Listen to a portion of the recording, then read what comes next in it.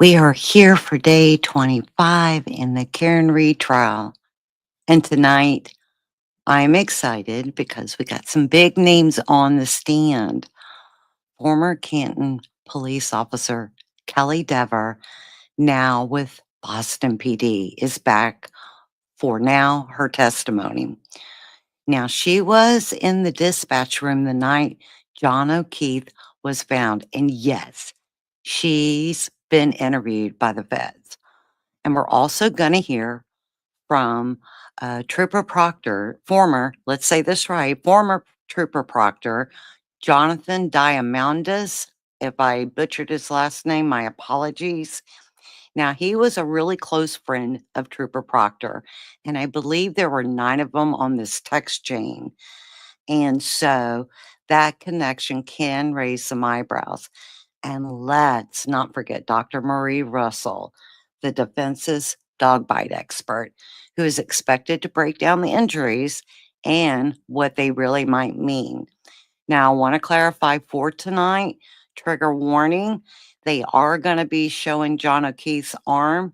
If you don't want to see that, you might want to just back away for a little bit, but I just wanted to give you a heads up. So, no further ado, let's go into court. I'm going to real quick make an adjustment to bump the speed up, and then we're off.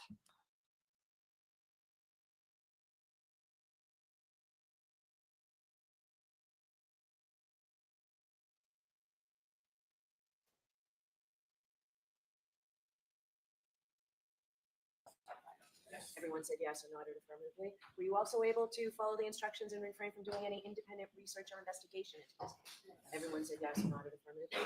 Did anyone happen to see, hear, or read anything about this case since we left last week? Everyone said no. All right, thank you very much. Ms. Giannetti? Thank you very much, Your Honor. The defense calls Jonathan Diamandis.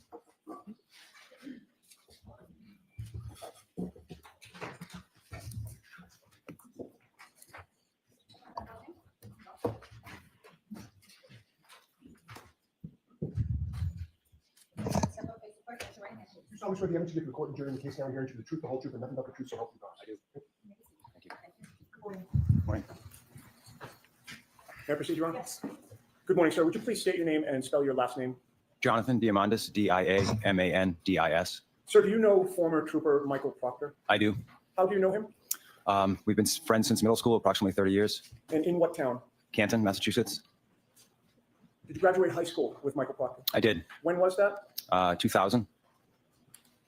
How close did you remain in contact with Michael Proctor after high school? Very close. Do you have his cell number? I do. How often have you texted him over the years? Frequently. And when you text him, is that a direct one-to-one or part of a group chat or both? Both. And I want to direct your attention to one particular group chat that had 9 people on it. Do you know the one I'm referring to? I do. And what one is that? It's one that's been in existence for many years. We've been texting on that text chain for 10 plus years, I would suggest. Okay. And over those 10 years, the members of that group chat, I'm not asking you for names, but if you could tell me, where are these people from? How do you know them? We all grew up together and went to school together at some point. All from Canton? All from Canton.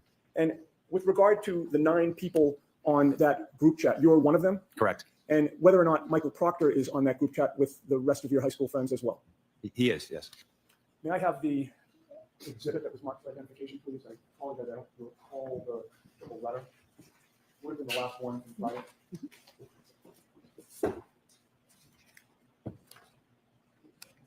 Triple N as in Nancy.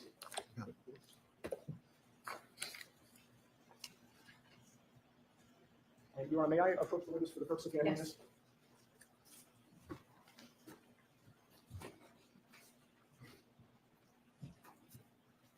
And I've handed you what has been marked triple N for identification. Do you recognize that, sir? I do. Have you seen that before? Yes, I was shown it last Friday. And what do you recognize it to be? A portion of our text chain. Okay. And when you say a portion, it's a limited time period within a much longer text chain. Is that fair to say? That's correct. And with regard to how you're able to recognize it, I'd like to just ask you a few questions. First of all, on the first page of that document, do you see a series of phone numbers? I do. And do you recognize your phone number on that text chain? Yes. And having reviewed that text chain on Friday, did you see that you had actually sent one text of the whole body of text that's included in what has been marked N for identification? Yes. In order to send that text message as of late January, early February of 2022, did your phone have a passcode on it? Yes. Have you had that for several years? Yes. In order to send a text chain, do you have to enter the passcode to your phone first to unlock it? Correct. And so it would have been you who sent that message. Yes. And having reviewed the content of that text chain, were you able to identify which entries were typed and sent by Michael Proctor? Yes. Who is he on that text chain? He's listed as local user. Okay, and it says local user, and there's a bunch of letters and numbers after that. Correct. Everybody else is identified by a phone number, Yes, or a nickname. and actually, even the ones with a nickname have a phone number, correct? Correct. Yes. So three of them have nicknames, correct? Yeah, I see 2 on the first page here. Do you see? Of the Oh, nine- third on the bottom. Yes, I see 3. So you see Yeah, 3 there? Yes. Yes. And so of the 9, we have 3 nicknames with phone numbers, right? Yes. We have 8 phone numbers total, right? Yes. And 1 local user. Correct. And you've testified the local user is Michael Proctor.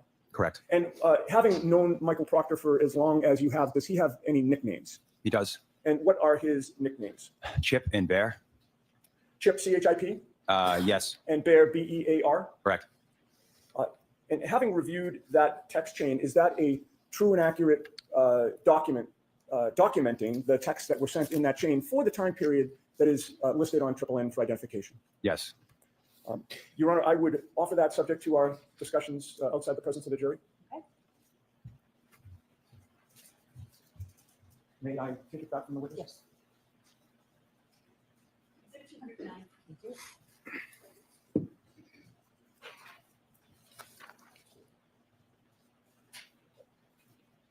All right, no further questions. Thank you, sir. Thank you. Could I have exhibit 209 when it's ready, please? Thank you.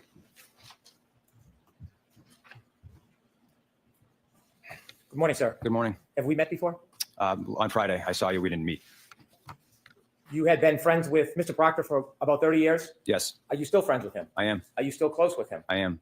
You were on a text chain with Mr. Proctor over the years. Correct. Did that include other friends of yours and Mr. Proctor's? Did. The extent of that text chain, did it go back many, many years? Yes. Have you ever looked at any records that summarize some of that text chain? Yes. Did it note that there were over 38,000 texts in that group? I did notice the number, but it sounds accurate. When there is conversations in that group, do you always respond to the conversation? No. There's a particular section or segment of those 38,707 text messages that were shown to you. Did you see that document? I did. Are you familiar with it now that you've seen it? Now that I've seen it, yes, In that document, are there inappropriate comments that your friend Michael Proctor made about one of his investigations? there are. Was it about this case here? It was. In those inappropriate comments, did other people on that text chain, not you, comment or respond to Mr. Proctor? Yes. In that text chain where Mr. Proctor made inappropriate comments, you did not respond to any of those inappropriate comments, did you? Correct. You're on the text chain at a point later on in conversations, but not relevant to the inappropriate comments. Correct. Did you know that Mr. Proctor was fired by the Massachusetts State Police because of his inappropriate comments? Objection. I'm going to allow that. May we vote, please? Sure.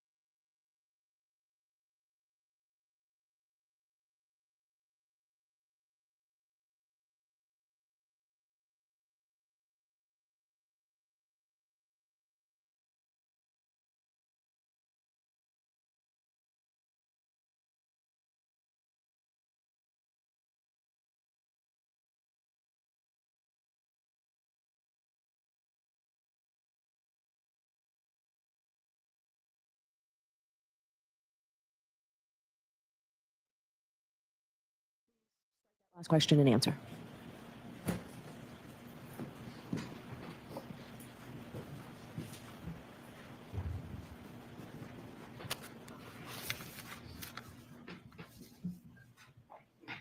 Sir, do you know if Mr. Proctor was fired from the Massachusetts State Police? I do. Did he tell you why?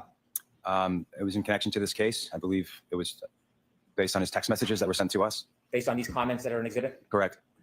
Did you at any time ever defend or endorse these comments? I did not. Did you ever encourage him in his comments? I did not. May I approach? Yes. I'm handing you exhibit 209. Thank you.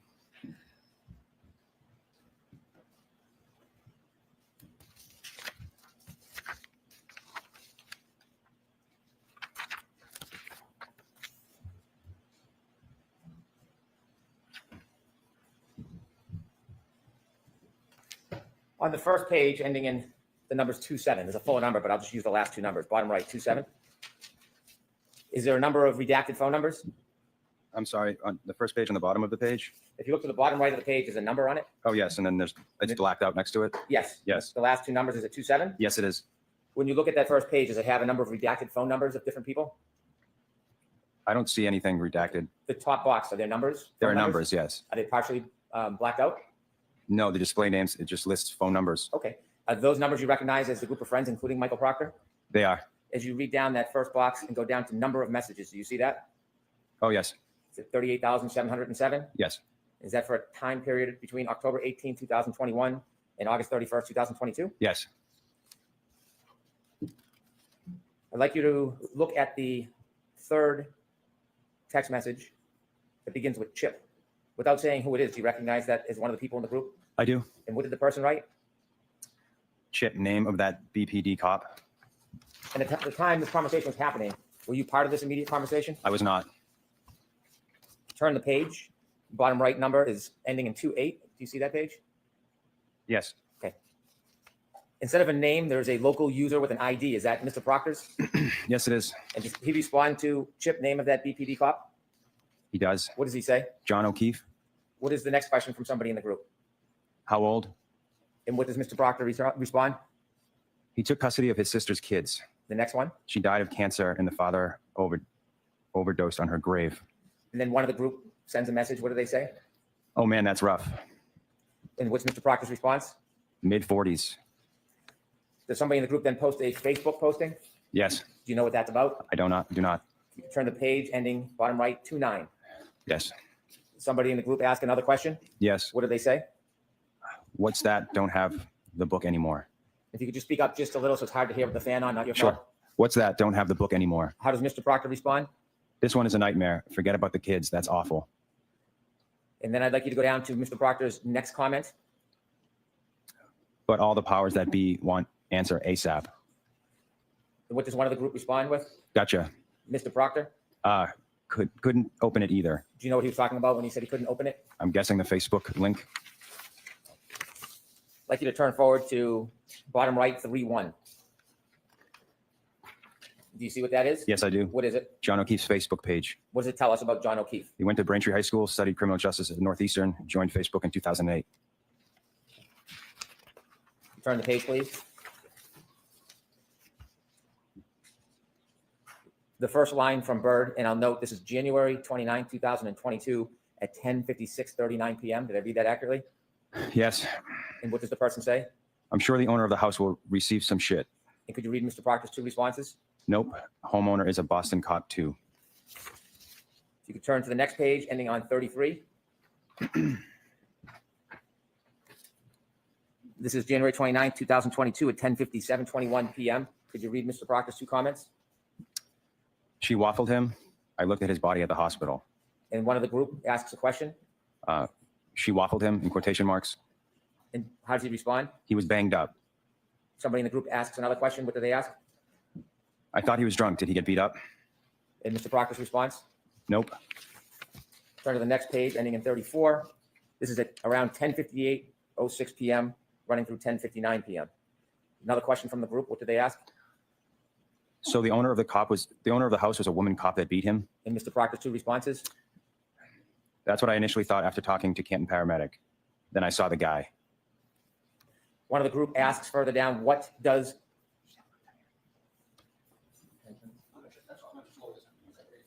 Sir, if you could either speak much louder or bring the microphone closer. We have a couple fans back here. It's just difficult to hear. Okay, sorry about that. That's not your fault.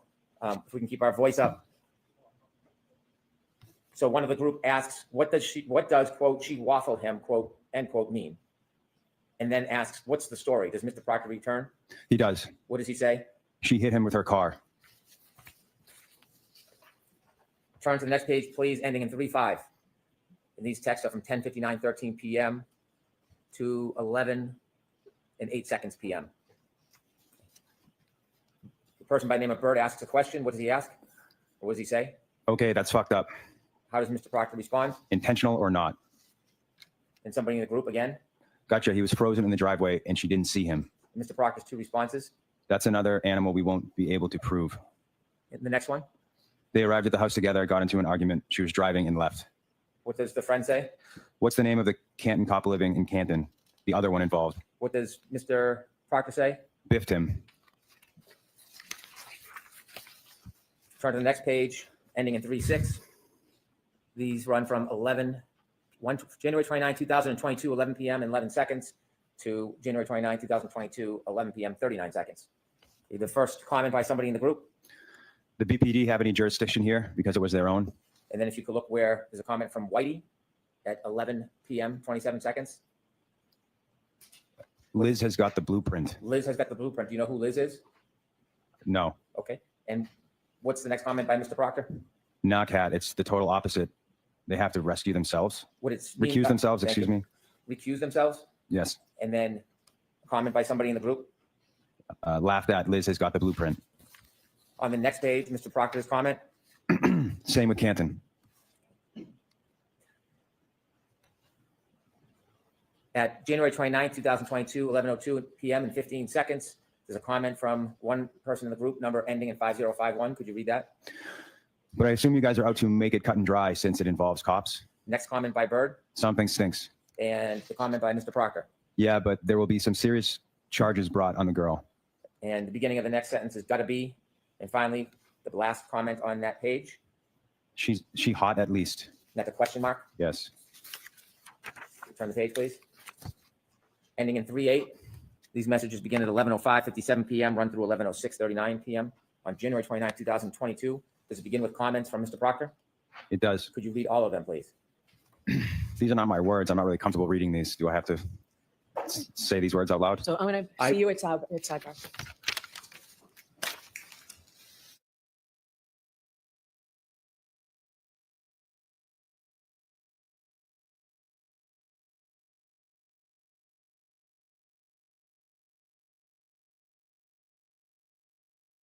I just wanted to say I find it so disgusting that they announced John O'Keefe's sister's dad had OD'd and died. Go ahead, Mr. Thank you. Sir, I'm appreciating that you're not comfortable with these words. These are not your words, are they? No, they're not. You didn't see them at the time. I did not. You've never condoned them or adopted them. No. In fact, you would denounce these, wouldn't you? I would. I don't want you to say words that are not yours. So I'll say the words, and I'm going to ask you if I'm reading accurately. Is that better? Yes. Is that a fairer way to do it? Yes, it is. Thank you. Okay.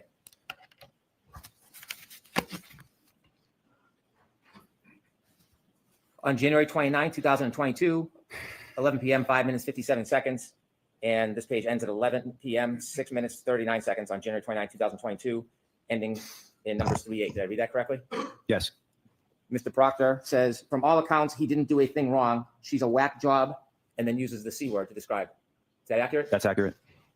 He then says, yeah, she's a babe. Weird Fall River accent, though. No ass. Are those the words that he wrote? Those are the words. There's a response at the bottom from one member in the group stating, oh, she's skating. Yes. Let's turn the page, ending in 3-9. These begin on January 29, 2022, 11:06 p.m., 55 seconds. Is that accurate? Yes, it is. Mr. Proctor responds, zero chance she skated. She's effed. She's fucked. Yes, Is that what he said? it is. And then one person in the group says, no ass bitch. Accurate? Yes, that's accurate. Mr. Proctor, there's a response, laughed at, quote, no ass bitch. Yes.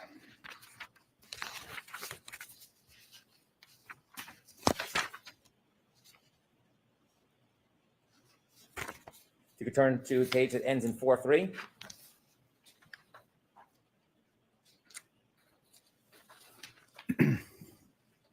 You ready? Yes.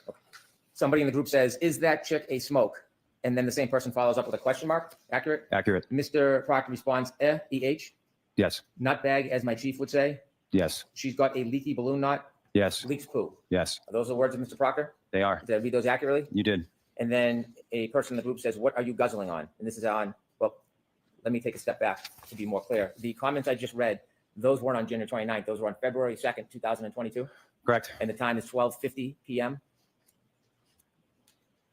12:50 and 5 seconds p.m. beginning the Oh, page. yes. Yes. Beginning of page. So Yes. these are different in time than the ones we read before, the series of text messages. Correct. And then at the bottom, one of the members of the group says, "What are you guzzling on?" Correct. And that's still February 2nd, 2022. And that's at 1:51:33 p.m. Yes. And then if you can turn to page that ends on with numbers 44. Yes. And this is on February 2nd, 2022, 1:52:24. Mr. Proctor says, "Nothing, writing a warrant." That's accurate. There are no further text messages? From Mr. Proctor? Yes, or anybody in this group that you have as part of this exhibit? That was not the last comment. Okay, let me look. Okay. Is there another YouTube video? There is. You were not part of any of these conversations with Mr. Proctor, No, but you're still friends with him? I am. In your conversations with Mr. Proctor, has he ever suggested that he planted evidence in this case or any other case? No, In your conversations with Mr. Proctor, has he ever suggested framing a defendant, including this defendant? absolutely not. In all your conversations with Mr. Proctor, has he ever suggested tampering with evidence in this case or in any other case? No, absolutely not. And Mr. Proctor was fired? He was. Thank you. I have no further questions.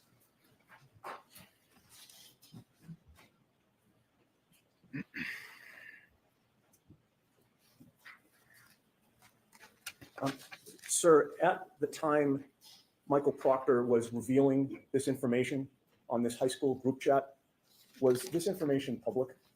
I have no memory one way or the other.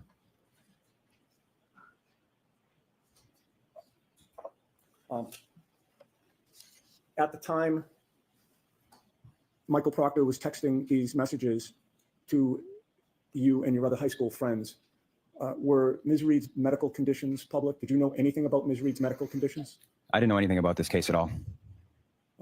Michael Proctor was the one revealing those details about the case to you and anybody on the chat who cared to read them, correct? Correct. And you were asked questions about why Michael Proctor was fired, and I believe you answered in a shorthand way for these text messages. Were you aware he was fired for being biased? I'm not aware of that. Objection. So the answer will stand. Were you aware that he was fired for revealing confidential information about an investigation? I was not aware of that. And were you aware that he was also fired for conduct unbecoming a state trooper and a lead investigator in this case? I was not aware of that. I have no further questions.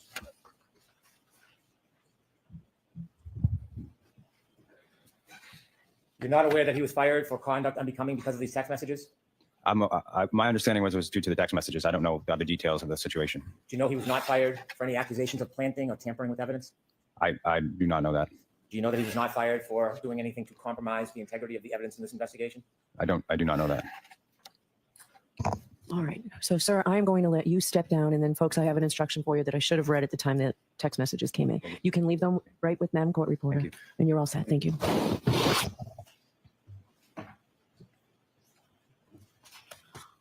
All right. So I've told you folks previously, but I've got an additional instruction here. Before, and I think so you know this and you'll hear it at the end of the case as well. Before you consider any electronic communication in your deliberations, you must first find that it is more likely true than not that the person who authored or created or transmitted the communication was in fact the person alleged. And here we've heard it be Michael Proctor and high school friends, the testimony was, I believe. If you do not find it is more likely true than not that the person alleged to have created or sent these messages, then you may not consider the electronic communication in deciding this case. And also here, this text message chain was not being admitted for the truth of what's in the chain, but solely for the limited purpose of weighing the texts as they go to Michael Proctor's state of mind. And more specifically, whether or not that state of mind reflects any bias or omissions in the police investigations. So.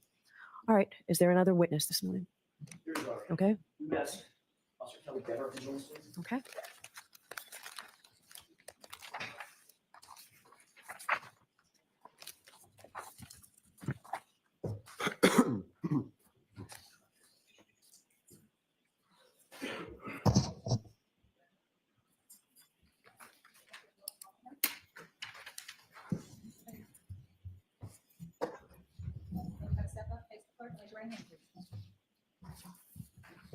Please also tell the others who didn't report during the case now and here to the truth, the whole truth, and nothing but the truth, so help you God. Good morning. Morning. Morning, ma'am. May I inquire? Yes. Good morning. Could you state your name and spell your last name for the viewers, please? Kelly Dever, last name Dever. And what do you do for a living? I'm a President? police officer, Where are you employed? Boston Police. How long have you been still employed with the Boston Police Department? 2 years and a little over 2 months. Where'd you work before that? I worked for the Canton Police. Were you a sworn officer at that time? At what time? When you I was worked for the employed there? When you were employed by the Canton Police Department Yes, I was. as a sworn police officer? Yes, Okay. What was your duty assignment in January of 2022? I was a patrol officer. You're familiar with the case that's presently before the bench, correct? In some capacity, yes. Commonwealth versus Karen Reed. Yes. All right. Did you ever prepare any kind of report based on any of your conduct or your connection with this case, if there was any connection with this case, while you were a Canton Police Officer? No. Were you ever interviewed by any member of the Canton Police Department in furtherance of their investigation related to the death of John O'Keefe? No. Were you ever interviewed by the Massachusetts State Police? No. Let me finish the question. I got to finish the question, then you can answer it. It works a little better that way. Were you ever interviewed by any member of the Massachusetts State Police in furtherance of their investigation into the death of John O'Keefe? No. Were you ever interviewed by either the Canton Police Department or the Massachusetts State Police with regard to any of your observations on January 28th or January 29th, 2022? No. And you never wrote a report about your observations or any observations that you had on January 28th or January 29th, 2022, correct? No. That was a double negative. Let me try that a different way. Did you ever write a report about your observations related to January 28th, 2022, January 29th, 2022? No. Thank you. As a matter of fact, the first time you were ever interviewed in connection with anything having to do with this case or this investigation related to the death of John O'Keefe was by a separate law enforcement agency, not the Massachusetts State Police, not the Canton Police Department, correct? Yes. That was in August of 2023. Is that right? Yes. Do you remember the exact date? No. August 9th, 2023. Does that sound right? About right? I know it was the summer of 2023. So Okay. Do you think it would refresh your recollection to take a look at a report of that interview? yes, because I've never seen it before. Just insofar as the date is concerned, may I approach? Yes. Thank you. Take a look at the bottom of that page. Just glance at that and tell me once you familiarize yourself with that page of that report. Okay. May I approach? Yes. Thank you. Do you have that date in mind? Yes. Does that refresh your recollection that it was August 9th, 2023? Yes. I want to direct your attention, Officer Dever, to January 28th, 2022. Where were you working? What was your duty assignment on that day, January 28th, moving into January 29th? Well, 3.5 years later, I remember I was on patrol. I don't remember anything further about this night.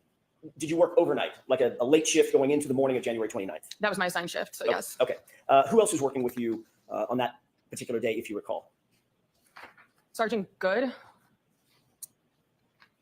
Officer Mullaney, Officer Seraph, and Officer Pasquarelli. And what generally was your assignment when you went into work that night on January 28th? Patrol.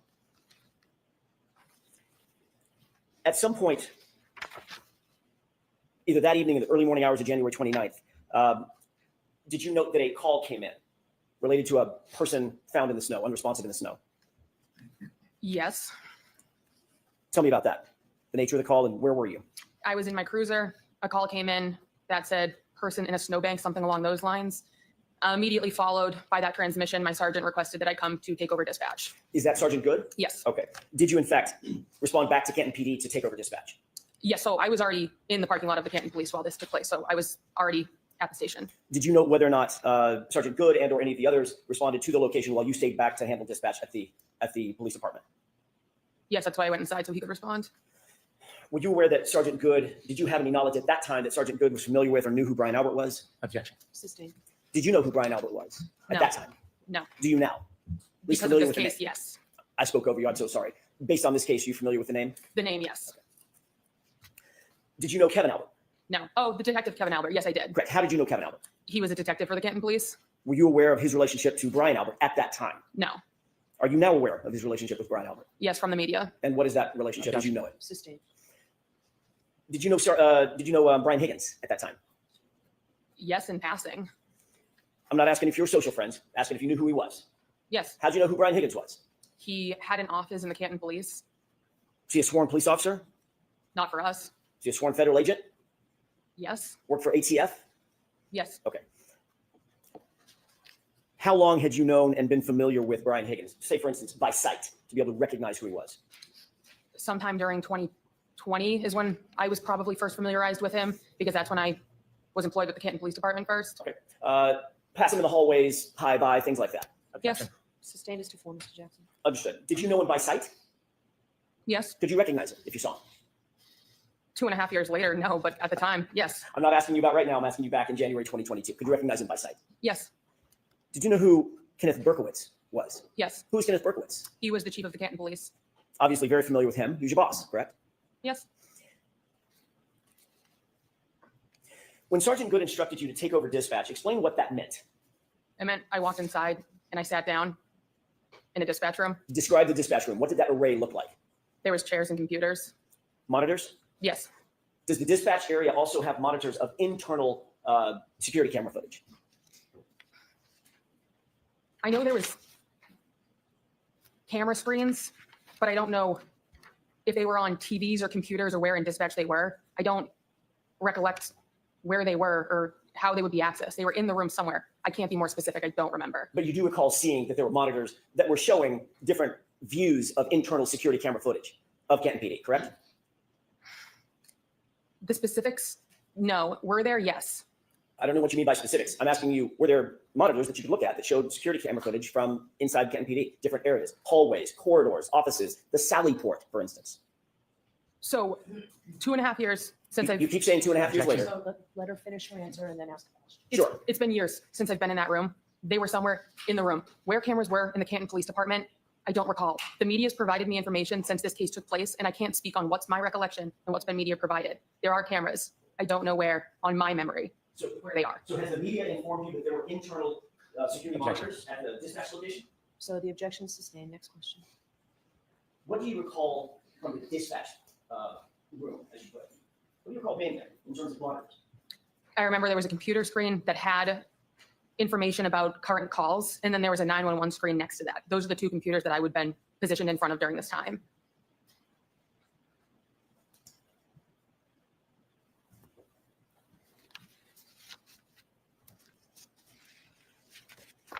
As a dispatch officer, by the way, you were a sworn officer at Yes. that time, correct? Uniform, badge, gun, the whole works, right? Yes. Had you ever been in Sallyport at Canton PD? Yes. What's the Sallyport? A Sallyport is a garage, essentially. You're aware that the Sallyport garage had a camera, a security camera? It would make sense because that's where we bring prisoners to drop them off. Well, more than just makes sense. I'm asking you, do you recall that it had cameras that serviced the Sallyport garage? Security cameras. It's where we brought prisoners, so there would be cameras, yes. Okay, you're saying there would be cameras. I'm asking you, were there cameras? According to the media, yes. I've seen the footage, so yes, there were cameras. All right, so hold on. So I'm going to strike that, officer. You have to answer the question based on your own independent. Okay? And if you don't have them, tell us, but you can't reference what you know from the media. All right. There were cameras in the Sallyport. Thank you.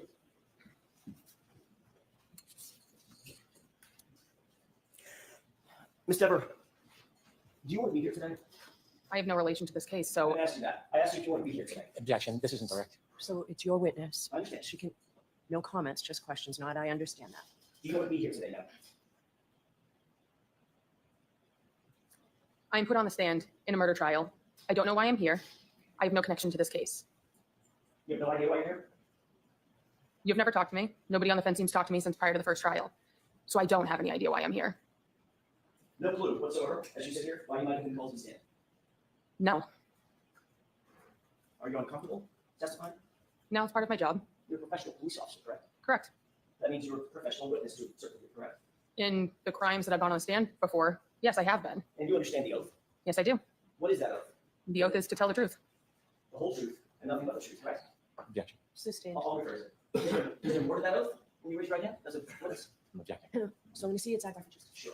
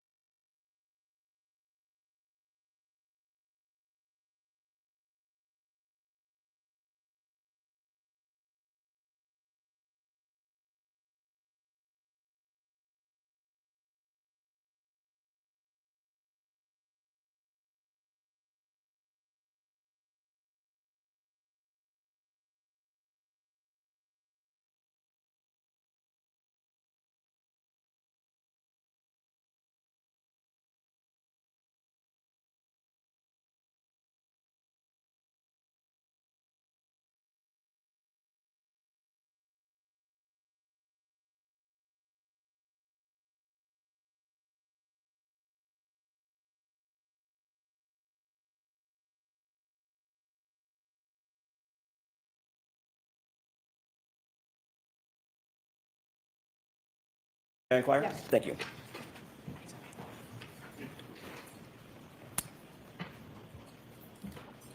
One of the cameras, one of the monitors that you had access to back on January 29th did show the footage from, or did it show the footage from that, one of the other Sallyport garage cameras? Can you rephrase the question? Sure, it was a little bit clunky on my part.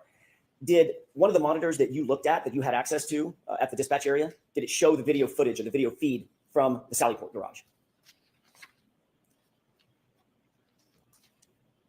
So I already said I don't remember where in dispatch the screen with the cameras was. There was a camera in the Sallyport. So if I'm going to make the assumption, then yes, of course. But now that's an assumption. I'm not asking you for an assumption, ma'am. I'm asking you, did one of the feeds, now we're talking about the camera, the other side of the camera is the feed. Do you recall whether or not there was footage that you could see on a monitor in the dispatch area that showed the Sallyport?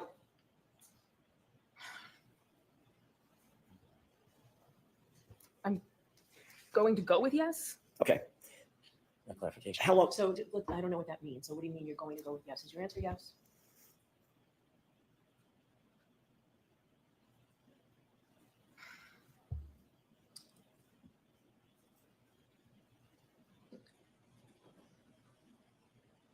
Yes. Thank you.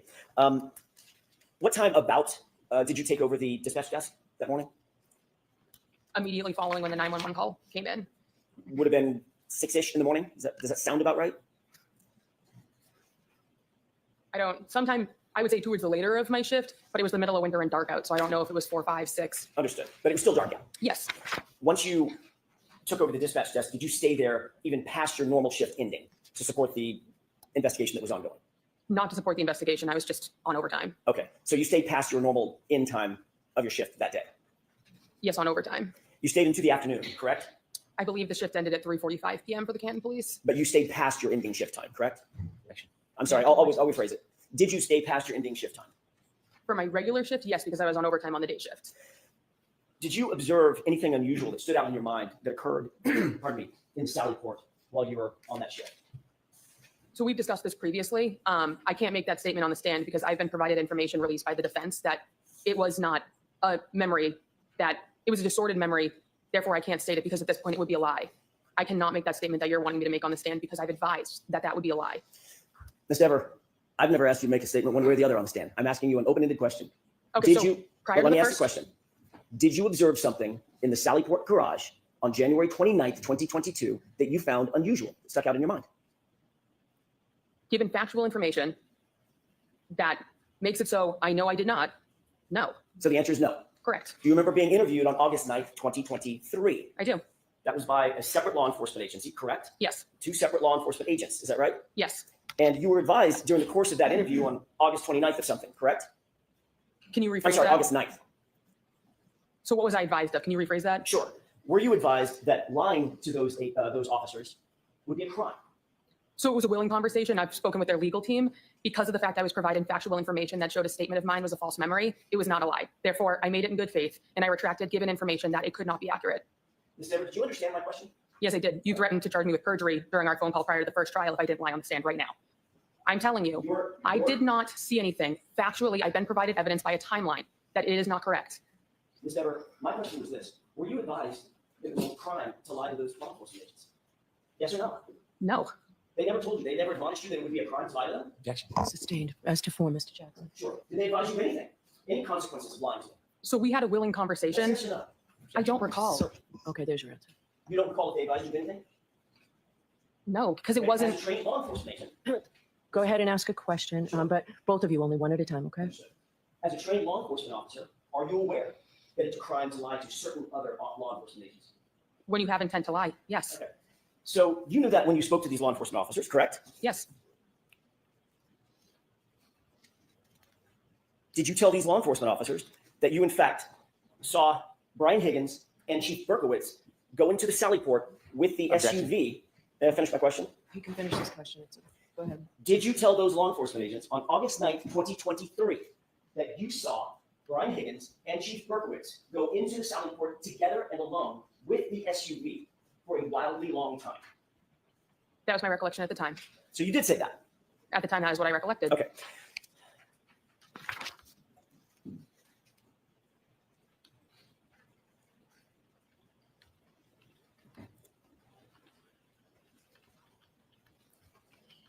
Did you indicate that you noted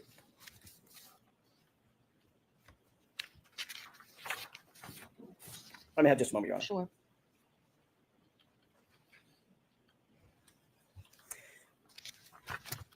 You and I spoke along with Mr. Unetti and Ms. Little on a conference call last year sometime. You remember that? Yes, Between the time that you were interviewed on August 9th, 2023, and when we spoke sometime in maybe April or so of last year, does that sound about right? yes, Did you have any conversation with any other party about your potential involvement in this case?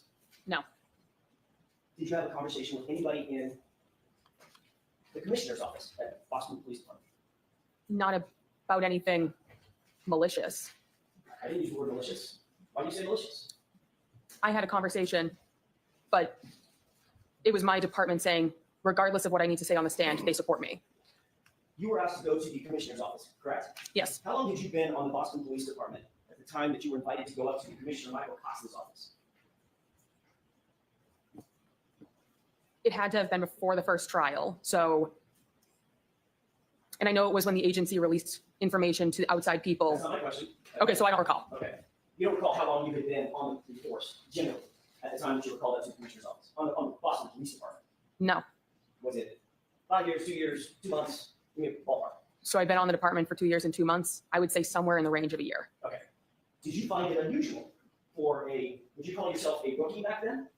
Yes, Did you find it unusual that a rookie police officer would be called up to the commissioner's office personally?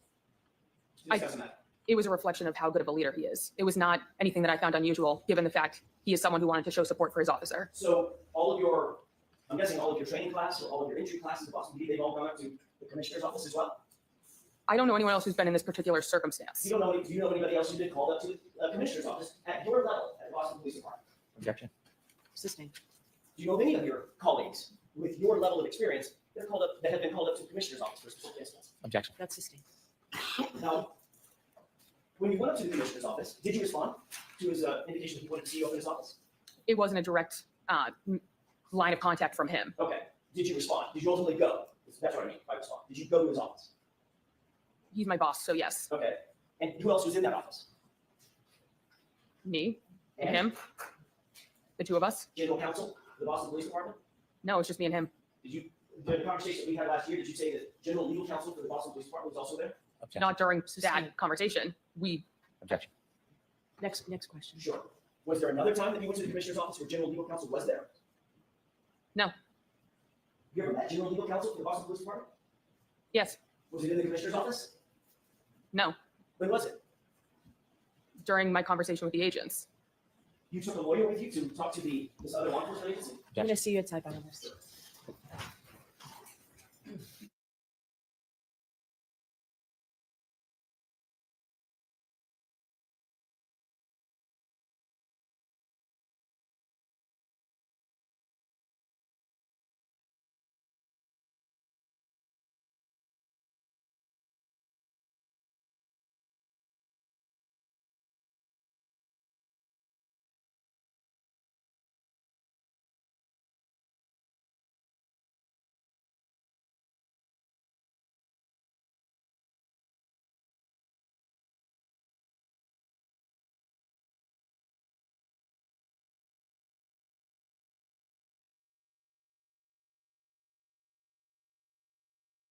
Okay, I'm going to try and scoot this along. I'm not sure exactly how long these sidebars sometimes get.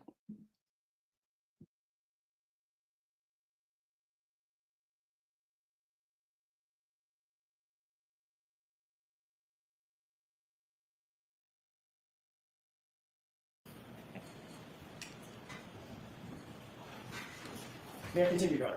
Yes. Thank you. Ms. Dever, when we left off, I was asking you about the meeting at the commissioner's office. And I want to clear this up. Was general legal counsel in that office or not when you had a meeting with the commissioner, Michael Cox? No, it was just me and the commissioner.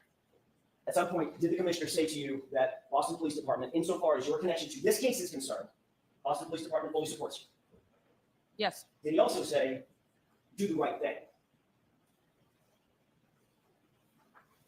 that's a direct quote. So I can't recollect if he said a direct quote 2 years ago. A year ago, when you talked to us, the defense, did you tell the defense that when you were called up to the commissioner's office, he told you two things? Commissioner Cox told you, number one, Boston Police Department supports you, and Officer Deaver, do the right thing.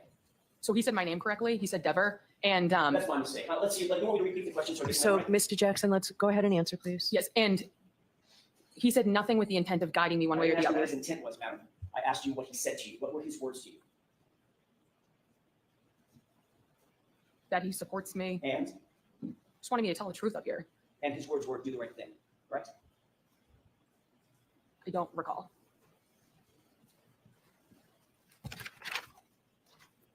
How many other times have you testified in a court of law during the course of your job?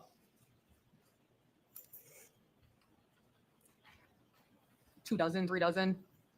In, Actually testified probably ballpark a dozen times. in any of those other cases, has Commissioner Michael Cox called you up to his office to discuss your testimony in any of those cases? Yes or no?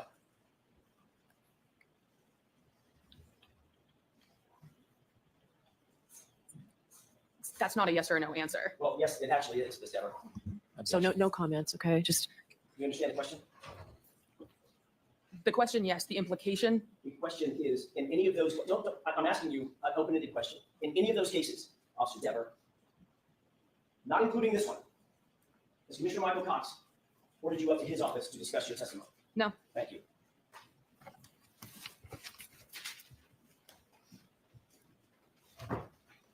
all right, Mr. Brennan.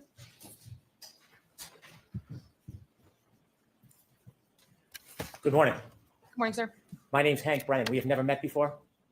Correct. Have you ever spoken to me before? No. The defense team, Attorney Jackson asked you some questions this morning. Yes. It sounds like you've met them before. Only by phone call. How many times have you spoken to Attorney Jackson or anybody on the defense team before today? Prior to the first trial, it was one phone call where we discussed the case. Outside of that, there may have been one other phone call before the first trial, but it wasn't a discussion of the case. And then prior to this trial, I received a phone call that said, confirm you will be available for one of these days. Other than confirming you'd be available, was there any discussion before this trial with anybody on the defense? Not about this case, no. So the conversation, the substantive conversation was before the past event last year? Yes, a year and a few months ago. You worked at the Canton Police Department? Yes, I did. You were a police officer? Yes, I was. And it sounds like on January 29, 2022, at some point you were asked to attend the desk? Yes. The desk is at the front of the police department where you see people coming in and out of the police station? Yes, there's glass windows. That night, did you have any difficulty with your memory of the specific things that you saw that night? I was never on the scene. I never spoke to a witness. I never met a victim. I never spoke with a suspect. This was just a random shift for me 3.5 years ago at a desk that I wasn't asked to recollect for about a year and a half after the occurrences of that night. Did law enforcement, not the state police or Canton police, did law enforcement ask you about your memory sometime after that night? The agents asked me about a year and a half later. It was the August of 2023 meeting. So actually a year and 8 months later was the first time I ever spoke about this case. When they spoke to you a year and 8 months later, did you suggest or share or tell them that you might have seen Chief Berkowitz and Mr. Higgins in the Sallyport area? I told them on the day of that I saw that. I didn't make any indications it was anything bad. I just said I saw them. And it was in good faith that I believed I saw that. That was the extent of that comment. So you had told them you believed you saw Mr. Berkowitz and Mr. Higgins in the Sallyport area that day? On January 29th during my day shift, yes. Did you then learn any information that helped you remember when your shift ended that day? So I know my shift ended at 3:45 p.m. So I know that I left then. That wasn't ever one of my questions. The defense released a timeline right prior to the first trial that the vehicle on that day did not arrive in the Sallyport until about an hour and a half after I left, meaning it is not possible that I saw that. When you saw this information, did you think about your memory? So when I saw that information, it made it clear to me that there was a distortion of the timeline and the false memory I created, I provided in good faith, but I retracted immediately, being provided evidence that it was not possible. Who did you retract it to? Who did you retract? So I told the defense team prior to the first trial. I also contacted the agents. The agents assured me that good faith. Not what they said, but what you thought. Not what they said to you. Did they threaten to put you in jail when you told them about your mistake? No, I even spoke with the legal team and they said that I made a comment in good faith. There was absolutely no way that I could be charged with anything of being malicious. Before we get to your conversation with the defense team, now I wasn't there in that conversation, was I? No. Have you ever shared that conversation with me? I've never shared it with anyone. Before we get to that, you seem a bit anxious. Are you anxious? Confused as to why I'm here, but anxious now. Are you, have you received any negative pushback because of you sharing your memory? Objection. I'm going to allow that. No, Have you received any unwarranted attention from the public or media? not to my knowledge, but I didn't go digging to find it. When you mentioned the media sent you something, what did they send you? So I've seen things in the media. No media has ever been directed for me to find it. It's just this case is unavoidable as a local person on the internet who sees things that get shared. So inevitably, you were contacted by the defense. Yes, prior to the first trial. You mentioned that somebody had suggested you be charged with perjury. Yes, Who did that? one of the male members of the defense team. Why did they say that to you? Objection. Sustained. What were you discussing when you were threatened with perjury? They were essentially telling me what they were looking for me to say on the stand. What were they looking for you to say? They were looking for me to say that I saw Higgins and Berkowitz in the garage with the car. Did you share with them that that wasn't an accurate memory? Yes, How did they respond? they became very aggressive, raised their voices. And the one word that I can very definitely remember is they said that they would charge me with perjury. What did they want you to say? They wanted me to say that statement, although I knew at that point it was not an accurate statement given the timeline. How many times were you threatened with perjury? At least once during the phone call, but once you say it once, it was enough. What else happened during that phone call? Tell us the tenor of it. Tell us the content of it. That was essentially the thing I remember most because I understood that was what they wanted me to provide for the trial. I was never called for the first trial. Therefore, I'm not exactly sure what else there is for me to say when the one thing that they wanted on the stand, it is factually not correct and cannot be provided. When they threatened you to charge with perjury, tell us what your state of mind was. You can mean it. Disappointment that legal counsel would go that route with someone who is from a factual timeline saying something is incorrect. There was no retracting based on emotion. It was very clear, given the timeline, it could not be correct. Now you work for the Boston Police Department. Yes, And by the way, when you were with Canton, did you ever talk to anybody about reading or planting evidence or doing anything like that? no, and this conspiracy theory came out a year and a half later. I was gone. Did anybody from Canton ever try to suggest to you you should or shouldn't say something to help her side of the case? No, because I was never spoken to until far after I left. Did you ever see anybody in this case or any time you were with Canton doing something improper and tampering with evidence? Not in this case or any case. If you had, would you have reported it? Yes, Sustained. Move to strike. I'll strike that, ladies and gentlemen. So you transferred to the Boston Police Department. Has anybody from the Boston Police Department ever suggested that you should lean your testimony one way or another? No. Has anybody from the Boston Police Department given you any rewards or favors for defying the defense position? No. Has anybody ever suggested you should say anything whatsoever that would be unhelpful to the defense? No. Has the North County District Attorney's Office ever encouraged you to testify in any way other than the truth? No. When you spoke to the chief of the Boston Police Department, did he in any way ever tell you to shape your testimony? Not at all. When you met with the Boston Police Department Commissioner, did he ever ask you about the substance of what your testimony would or wouldn't be under oath? He made it very clear he did not want to discuss the case at all. When you spoke to the people at the Boston Police Department, have they ever weighed in any way on what they think you should or shouldn't say? No. As you're testifying here today, are you under any tension, undue influence, stress, threat? There is discomfort with the way that there's attempting to guide what my testimony is, but I don't feel any need to fall into it because I'm here to speak the truth on the stand. That's my livelihood. When you were threatened with perjury, how long was that conversation with the defense? I believe it was just about an hour on the phone. My phone log on my physical phone would not go back far enough for me to be able to retrieve the date or the time that that phone call took place. That conversation lasted an hour? Approximately. How did it end? Not on a good note in the slightest. I remember it was a pretty hasty hang up on both ends.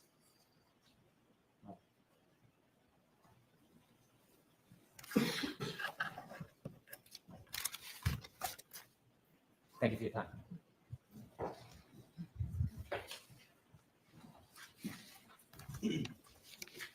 May we approach briefly? Yes.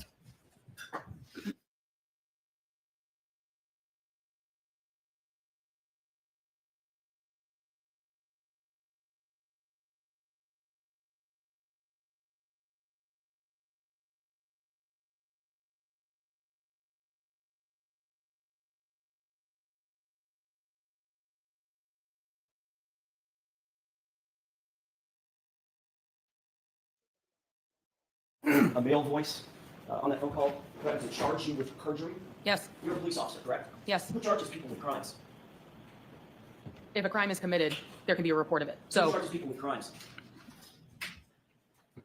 in the end, it's going to go through the court system. So the district attorney, the ADA, that's who pursues it in a court Right. setting. Have you ever seen a defense attorney charge anybody with a crime? So you can seek out reporting someone for it. Have you ever seen a defense attorney charge someone with a crime, ma'am? Personally, no. Right. Fact of the matter is, nobody ever threatened you with perjury, did they? Oh, they did. Yes. That's a- I contacted the FBI regarding it. Oh, did you? I did. You have a report? I have an email conversation where I sent the 2 questions I had. She responded, I will pass these along. I was contacted by their legal team. They reassured me perjury was not applicable because I made a statement in good faith. Upon further information, I retracted it, corrected it, and made it clear that I could no longer say it because I knew that it was not a clear reflection of the events that took place. That's a mouthful. Yes, My question is, do you have a report from the FBI saying that you reported that someone on the Karen Reed defense team threatened to charge you, your words, with perjury? You have a No. report to that effect? No. No.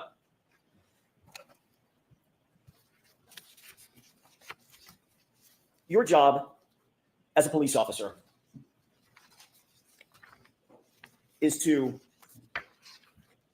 be objective, isn't it? yes, You're not supposed to take an adversarial position against one side or the other, correct? I don't. Just right down the middle, just the facts, as you noted, correct? Yes, You feel like you're being unbiased in your testimony here today in front of these jurors? I'm telling the truth. You think you're being fair to both sides? All I have to do is tell the truth. If it's not perceived to be fair, that's someone else's opinion. Let's talk about that truth for a second. What you told those law enforcement agents on August 9th, 2023 was, quote, you recalled seeing Higgins at the station later that day on Saturday. Deborah thought it was also weird that Higgins and Chief Kenny Berkowitz were by themselves in the sally port of the police department, by themselves while Karen Reed's car was parked inside. Higgins was a witness and present at the gathering where O'Keefe was found dead outside, and then he was in the presence of important evidence. You were sitting at dispatch by yourself and saw on the camera outside of the sally port when they walked in. Objection to the entire reading. So beyond the scope, so you have to keep it. There's more to the statement, Your Honor.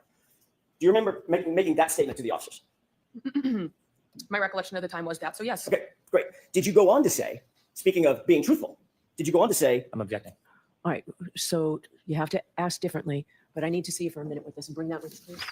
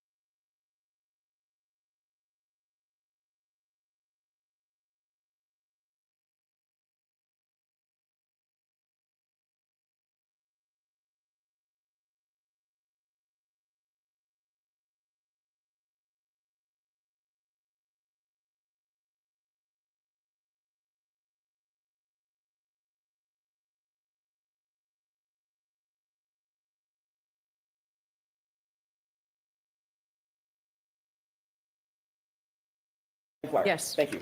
Officer Dever, did you go on to say in that interview, quote, you never saw them leave, them being Brian Higgins and Chief Ken Berkowitz. You never saw them leave, but you recalled thinking to yourself that they were in the sally port for a wildly long time together in there, end quote. Did you say that? that was my recollection at the time. Okay. So yes, Have you ever heard of,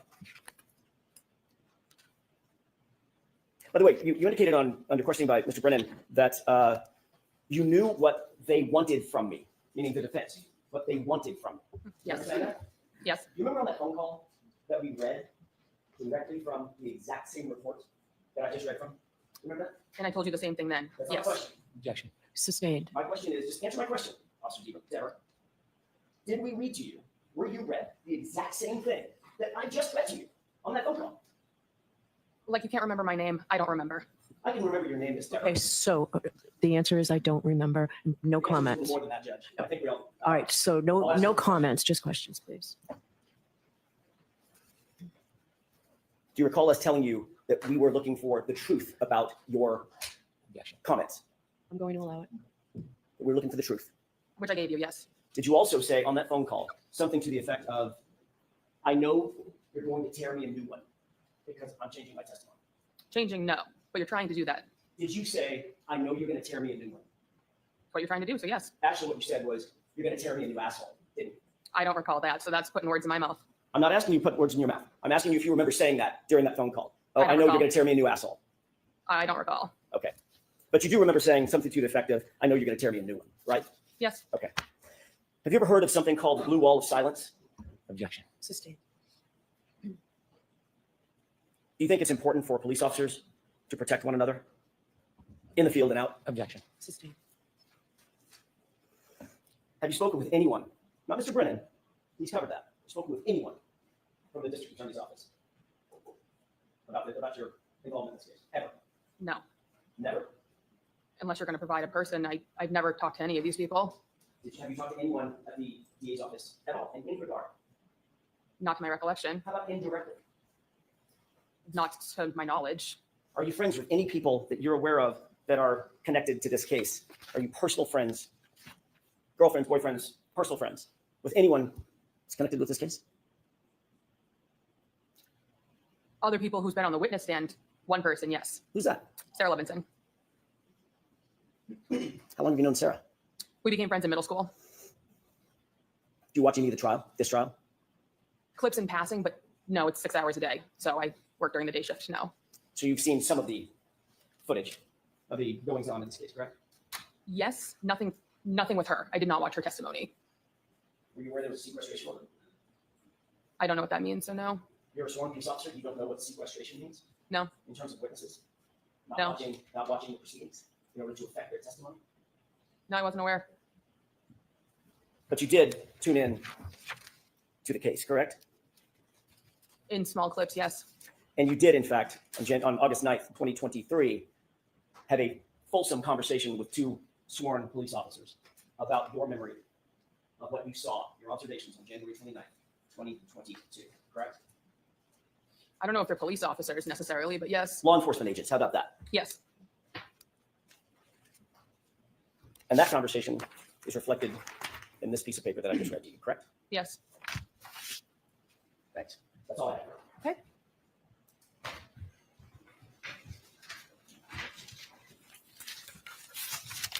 Were you subpoenaed by the Commonwealth in this case? No. You were subpoenaed by the defense. Yes. Did they tell you that there was a sequestration order or that you shouldn't watch any of the footage? Did they fairly inform you about what the ground rules were? No. And I wasn't part of the first trial, so I had no idea about anything to do with this trial. When you spoke to those law enforcement officers back in 2023, do you know that they made a report where you had informed them that they knew Sarah Levinson and that report had been provided to the defense a long time ago? Did you know Yes, I informed them very clearly. that? So the question about if you know Sarah Levinson, that's no secret in your world, is it? In that form, I'll sustain it. That isn't a secret, is it? Not at all. That's something you were open and candid about? Yes. Do you understand that regardless of what you say, it doesn't matter as long as it's the truth? Do you understand that? Yes. The Commonwealth in no way is asking you to accommodate it or please it in any way. Do you understand that? Yes. If there was something that may be perceived by others as adverse to the Commonwealth, you understand we would want you to tell that if it was the truth, don't you? Sustained. You understand, well, the Commonwealth has never intimated, suggested, or advised you to say anything other than the truth, have they? No. Have you been given any consideration or reward because you remedied your memory? No. After being shown the evidence that you left that day, January 29, 2022 at 3:45, and learning that the defendant's car did not get to the Sally Port at 5:30 or so p.m., is there any way you could have seen Mr. Berkowitz and Mr. Higgins in the Sally Port with the defendant's car that night before you left for work? There is no way. Understanding you made a mistake, was the defense receptive to your explanation that you made a mistake? Objection. Sustained enough. Did the defense pressure you when you told them you were going to come into this court and tell the truth about your mistake? Objection. No, allow it. Can you rephrase it? Yes. When you told the defense you had made a mistake about your memory, did they pressure you? Yes. Did they pressure you to say something other than the truth? Yes, they wanted me to repeat a lie at that point, given it would have been with malicious intent to repeat it. Understanding a lawyer has no power to charge with contempt, does that change the reality of whether or not you were threatened? Let me ask it a different way. You were asked questions about whether or not you knew who could take out charges for a crime. Yes? Yes. Okay. Regardless of whether an attorney has that power, were you threatened that there'd be a charge of perjury if you didn't comply with the defense wishes in this case? Yes.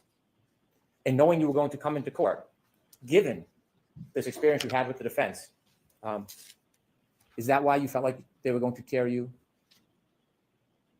Is that the phrase we used? Yes, because they did not want me to tell the truth. So I told them that knowing they were kind of trying to eat me alive into repeating something that is not the truth. Rather than to come in here and be attacked, wouldn't it have been easier just to said what you had earlier thought was true? Objection. I'm going to allow that. Wouldn't it be easier just to come in and accommodate them rather than be threatened? Well, of course, So why did you come in here? my entire job revolves around what I say on the stand right now. If I was to lie, I lose my job. I lose everything. I'm here to tell the truth. I cannot lie while sitting on the stand. One question. Okay. Your entire job revolves around what you say on the witness stand. Is that what you just testified to? Yes. And if you agree that what you said to those two law enforcement agents on August 9th, 2023, you would be implicating not one, but two police officers, law enforcement officers, correct? If you agreed with what you said in August of 2023 on this witness stand, you would be implicating two officers, fellow officers, correct? So I'm confused as to what you're asking. You would be implicating, if you agreed with me, you have not agreed that that was the truth. You've now indicated that what you told to law enforcement agents in August of 2023 was a lie. No, If you agreed with that statement here on the witness stand, you would be implicating two officers as having been in the Sally Port, weirdly, for a wildly long time with the SUV, implicating not one, but two fellow officers, correct? That's what you would be doing. it's not possible. I If saw you that. agreed with me, would you be implicating the reputations of two officers? If I was to lie, then yes. And your entire job revolves around what you say on that witness stand. That's what you said, correct? I'm still, That's what you just said, Officer Dever, correct? I still don't really understand the question. You just said, all I'm asking you is what you just said. I wrote it down. You just said, my entire job revolves around what I say on the witness stand, correct? Yes to that Thank question. you. That's all I have. I'm confused. When you spoke to those agents, you didn't implicate Chief Berkowitz and Mr. Higgins with doing anything criminal, did you? No, they were friends. That's why Higgins had an office there. You didn't implicate them ever suggesting they had tampered with evidence, did you? No. You never implicated them saying that they had framed anybody, did you? No. So when you talked to those agents, did you ever suggest that Mr. Higgins and Mr. Berkowitz did anything to touch or tamper with the defendant's license at all? No. Never? No. Is there anybody you're protecting? I have no one to protect. Do you need to protect anybody? No. All right, Officer Dever, you're up. Thank you, Your Honor. All right, juries will take a morning recess, 20 minutes. All right, please. Close your notebooks and follow me.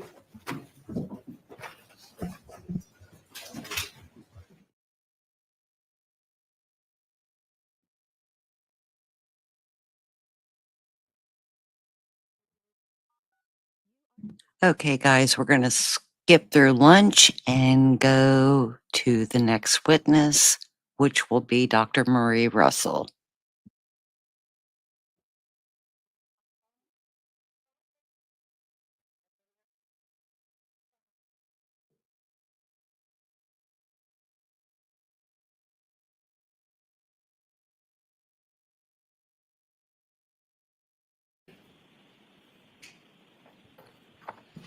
Follow me, please. Then you're going to step up and face the court and raise your right hand. Thank you. You tell me swear the evidence speaking to the court and jury in the case now hearing to the truth, the whole truth, and nothing but the truth, so help you God. May I have a seat? Good morning. Good morning.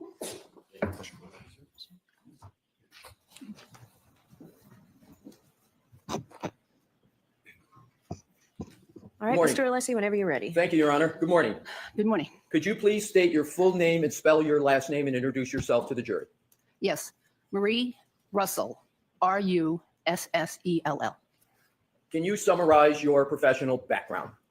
Yes, I am an emergency physician and a forensic pathologist How long have you been an emergency medicine physician?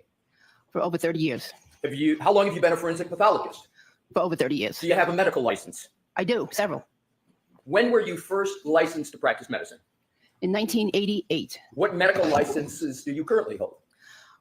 I have a physician and surgeon license in California, a medical license in Massachusetts, New York, and Idaho. Where did you attend college? I attended both MIT and Northeastern University here Let's in start with- Massachusetts. I'm sorry. Oh, it's in Massachusetts. When did you attend pre-med and what was your major for MIT? Yes, when I was at MIT, that was in 1972 to early 1974, I took pre-med courses. My major was biology, but I took pre-med courses. Did you obtain a degree from MIT? No. Why not? Unfortunately, my mother became sick with cancer, and I ended up going back to New York. Where did you ultimately obtain your bachelor's degree and which degree was it? Well, after my mother passed away, I came back to Massachusetts, and ultimately I obtained my degree at Northeastern University. And what was the other part of the question? Did you have any distinction with regard to your degree that you achieved from Northeastern? Yes, I obtained a bachelor's degree with the highest honors. After college, did you go on to receive a Doctor of Medicine? Yes, Where did you attend medical school and when did you obtain your medical degree? I attended the University of Massachusetts in Worcester medical school, and I obtained the medical degree in 1987. Did you complete any residencies? And if you also could just explain to the jury very briefly what a residency is. Yes, I completed an internship and residency in emergency medicine initially. And what that is internship is and residency both are very intense years of study and training and getting experience in a particular area. So I obtained the I completed the internship and residency in emergency medicine. Where did you obtain those internships and residency? Well, I was interested in emergency medicine, so I went to Los Angeles because they had a very, very busy emergency medicine program. And it may be obvious, but let's just make it perfectly clear. Why is Los Angeles very busy for an emergency medicine practice? Well, it's a big city, and in this particular hospital that I was at, it was right in the heart of the city. It was in the near the downtown, but it was in a very, very busy and underserved area, so it was very busy. Did you complete any fellowships, and could you please explain to the jury the significance and prestige of a fellowship? Yes. So after my residency in emergency medicine, I then decided to do a second residency, and that was in pathology, in anatomic pathology. Pathology, of course, is the study of disease. And so I did the 2 years of anatomic pathology, also at the same busy medical center. And after that, I did a fellowship, 2-year fellowship in forensic pathology at the Los Angeles County Medical Examiner's Office. What did your forensic pathology fellowship involve? Well, forensic pathology training involves the investigation of deaths, usually sudden and unexpected deaths. And so I investigated many death cases. I performed over 500 autopsies at the medical examiner's office for sudden and unexplained, sometimes very obvious deaths, but sudden deaths. And then in addition to that, there were classroom hours, there was on-scene time, there was time in the crime lab. We spent a week at the crime lab. I spent some time at the FBI. So it was a very, very comprehensive training program. Approximately how many autopsies were you performing a day? Usually 1 to 2, unless there was another assignment. In addition to performing the 1 or 2 autopsies a day, did you attend any conferences or participate in any forensic case discussions as part of the fellowship? Yes, so it was very organized, and we had conferences on some mostly Thursdays, but also sometimes on Tuesdays. Interesting case conferences or very structured lectures. You spoke of cases. Can you briefly tell the jury so they have an understanding of the type of cases that you would typically work on as part of your forensic pathology fellowship? Well, there were many unexplained deaths. So some of them would be natural deaths in somebody who might be a little younger than usual old age. And then there were cases where there might be drug overdose. Many cases were accident victims. including car accident victims and other kinds of accidents. There were quite a few homicides, and in fact, many homicides, and quite a few suicides. Did any of those cases deal with wounds and wound patterns and wound identification? Many of them, in fact, I would say almost most of them, because part of the examination, and a very important part of the examination, is the external examination of the body. So before I was allowed to even start an autopsy, I had to do a complete external examination of the decedent's body, looking for any kinds of wounds or abnormalities. We'll come back to wound pattern recognition a little later. But again, I think it's probably clear to most people, but just to be ultimately clear, when you talk about external, can you just elaborate a little what you mean by that? So the external examination is of the exterior of the body, the skin, the hair, the eyes, looking for, amongst things looking for also would be rashes and scars and those sorts of things. So that's the external examination. In external, Dr. Russell, is to be contrasted with what? Oh, with an internal examination. So after all that is done, and there were some other things that had to be done too, like looking at examining the clothing, or looking at x-rays if there were x-rays available from the medical examiner's office, and of course reading the medical record that was available. After all that was done, then I would proceed with the examination of the internal structures of the body, including the organs, the soft tissues and muscles underneath the skin, the bones, etc. Do you have any certifications? Quite a few. Can you name them, please? Well, I'm board certification. I'm sorry to interrupt you, Doctor. Okay, so I'm board certified in emergency medicine, and that was, after the residency training, had to take a qualifying examination, and then I've had to be recertified. I think it's 3 times now. I just recertified again, so I'm certified for another 5 years. What do you have to do to get board certified and maintain that significant certification? Well, presently, to get board certified, one has to complete a residency in emergency medicine. And so that is, depending on the program, either 3 or 4 years long. I went to a 4-year program. And then I had to take examination, both a written examination, very long written examination, and then an oral examination where I was questioned by many established emergency physicians on the various kinds of cases that might present to the emergency department. They would give you an unknown, and you would have to talk about how you would care for that person. Do you have any affiliations with any professional organizations? Yes. I'm a fellow of the American College of Emergency Physicians. I'm a fellow of the American Academy of Forensic Science. I'm a fellow of the the National Association of Medical Examiners. And then I have some memberships in some other organizations. What does it take to achieve fellow status that you just mentioned? So in order to be a fellow, it depends on the organization, but in order to be a fellow, you usually have to be a member for a certain number of years, member in good standing. And then for some of the organizations, you have to have attended some of their national meetings. For some of the other organizations, and possibly have presented a study or a paper or something at the national meeting. Other of those organizations, it's a little bit variable, the membership for a certain number of years. In addition to all of that education, background, experience, do you have any specialized training and experience with regard to investigations of death? Well, yes. So again, the focus of the forensic pathology was investigations of death, but also in my job as an emergency physician at the hospital I was at for 29 years, I had both clinical responsibilities, meaning in the ER, taking care of patients, and administrative responsibilities, meaning committees and, office type work. And so one of my responsibilities during that time was to be director of the Quality Improvement Committee. And as director of the Quality Improvement Committee, of course, I had to do death reviews. So analyzing, studying the people who came to the emergency department and was subsequently either pronounced dead or died in the emergency department. So now let's move to a slightly different topic. Let's discuss your work experience. What do you currently do for work? I work for the Medical Board of California, and I do some private consultation work. Describe your work briefly for the Medical Board of California, including what is the board, what's its responsibilities, and what do you do in your role in working for the Medical Board of California? So the Medical Board is a part of government, I think, that is established to basically police the doctors and some other health professionals. So what the role of the Medical Board is to protect the public health. To protect them from misdeeds by healthcare professionals, particularly doctors.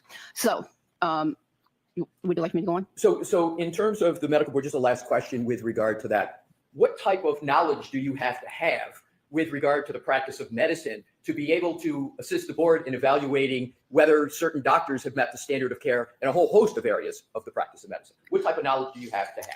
Well, you certainly have to be up to date. You have to be quite knowledgeable on current treatment standards, what is considered the actual standard practice of medicine, and be up to date on literature and what, things that are currently accepted as the good practice of medicine.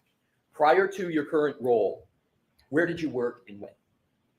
Well, before becoming a doctor, It just, we can do it for maybe a little more for the jury. If you could go just before the medical board where you work, or do you want to do it from the beginning? Whatever way is best for you, doctor. doesn't really matter. Most recently, I worked for the state of California, the prison system. I was the medical director of the, or what they call the chief medical executive of one of the high security prisons in California. I did that for 5 years after retiring from my Los Angeles County job, which I held for 29 years. And briefly describe generally your duties in that role. So as chief medical executive, it was my duty basically to run the medical department. So I hired physicians, I supervised the physicians, made sure that they were providing the standard of care to the inmates that they were assigned to take care of. I reviewed many of their charts. I reviewed transfers and requests for services outside, such as specialty services, orthopedic services, and other kinds of services. And I reviewed every single death that occurred during my years there. So just so you just said you investigated every single death that occurred at the prison during your time in that role. Yes. Approximately how many death investigations were there that you performed? I think approximately 60. Now, did you have any involvement there in examining or identifying wounds of deceased individuals? I did. My office was in the medical building, and it was very close to what was the equivalent of the urgent care center on site. And so when the patients would come in with an extreme injury, a very serious injury or near death, I would frequently go over right to the urgent care because that was my specialty. That was, my interest. And even though there was a doctor or another practitioner assigned to care for the patient, I would oversee that. And I would also, examine the patients, look for wounds, look for, signs of injuries. There were some, in some of these cases, there were some deaths, and I would examine those bodies very carefully for any kinds of wounds, just like I had done in the coroner's office for those years. To move this along, before you became the chief medical executive at Corcoran, where did you work and what did you do? So I worked for 29 years, I worked at what's called the Los Angeles County USC Medical Center. Now, I know that's a lot to say. It was a county hospital that was affiliated with a medical school. It used to be called, prior to that, prior to when I got there, it was called General Hospital. It was a 19-story building, General Hospital. No. And now it's actually called LA General or something of that nature. So, anyways, that's where I worked for 29 years. And as I said, I had a variety of different roles there. Can you just briefly name off the roles that you had while at the General Hospital?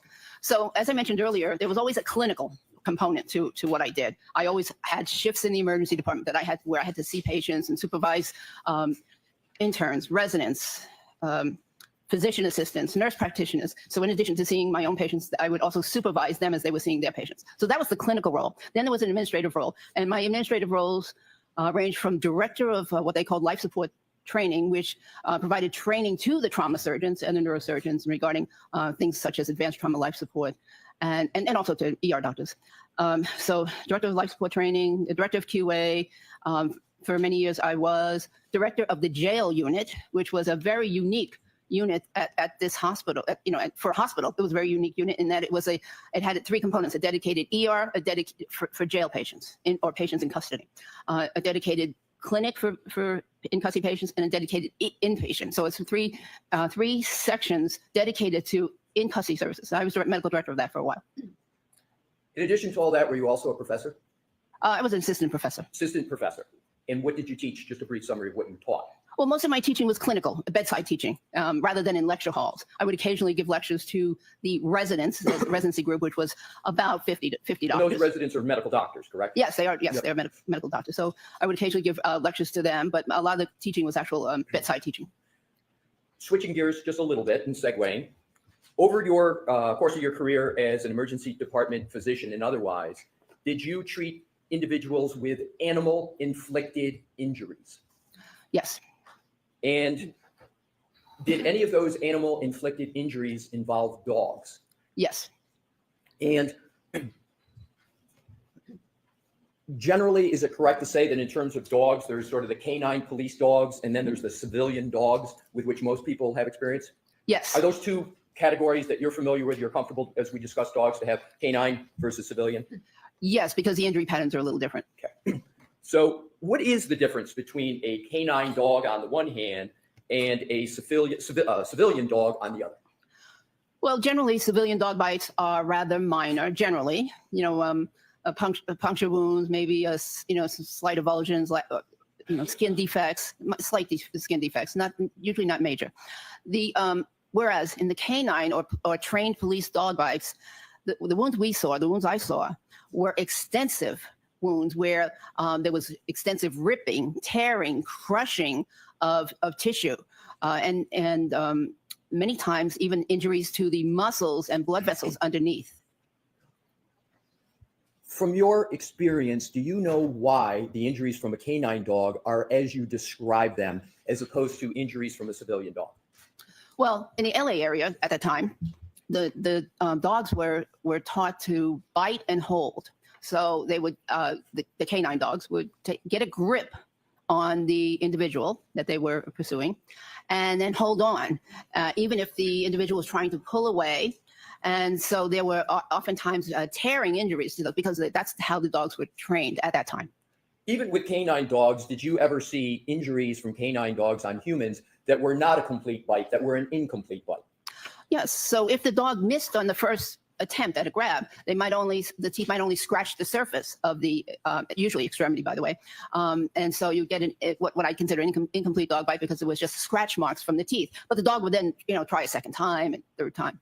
Now let's go to civilian dogs, a term used for more dogs of household pets that people have. Can you describe from your experience the type of wounds from those civilian dogs that you would see, and contrast it with what you just described for a canine dog? Generally, they were minor. So a scratch, a puncture wound, maybe a little tearing of the skin, a little skin flap, but generally much different. In your 30, did you say about over 30 years experience in the emergency medicine department? Mm-hmm. What did you see more of? Civilian dog wounds on humans or canine wounds? Actually, it depended on where I was assigned at the time. So in the very beginning, because the jail unit was one of my first assignments, I saw these horrific wounds, many of them, I learned that what was in the textbooks about how to treat them was so wrong, because these patients many of them needed hospital admission, intravenous antibiotics, and many of them needed surgery. And what I was reading in the textbook was, that they, you could patch them up and clean up the wound and send them home with, sometimes with antibiotics, sometimes without. But anyway, so initially what I was seeing a lot of in the very beginning was the law enforcement dog bites, because I was assigned to jail. And also I was very interested in this because I used to be a police officer.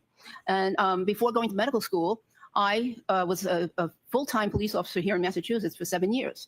And so I had this interest in law enforcement type injuries sustained during the arrest process, et cetera, et cetera.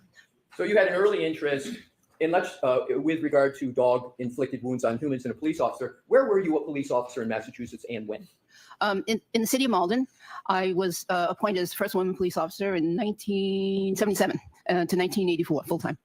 And while you were a police officer, were you doing that full-time and anything else while you were a police officer? Were you pursuing school while you were a police officer, your college education, or was it separate? No, I was a full-time police officer working the night shift. And I was attending Northeastern University part-time during the daytime to pursue my degree.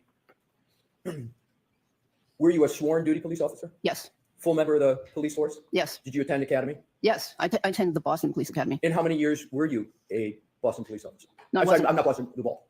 I was Malden police officer for 7 years, full-time. Now let's go back to your emergency department and other experience. Can you approximate how many dog bite injuries you provided treatment for while an emergency department physician? Overall? Overall.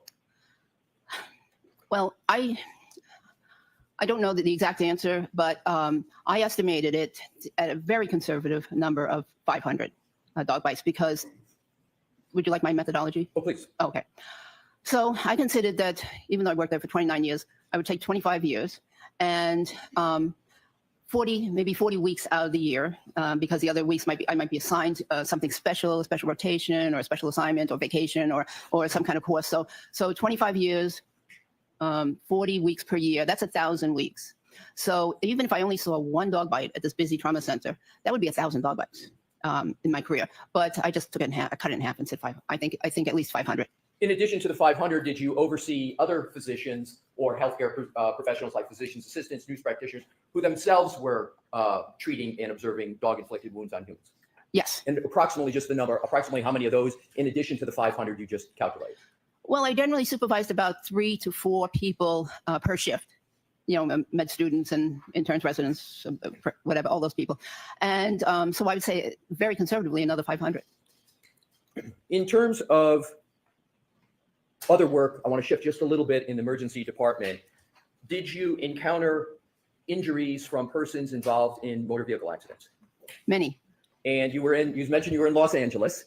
And in terms of those, can you approximate how many humans you saw and treated and diagnosed in the emergency medicine department from motor vehicle accidents?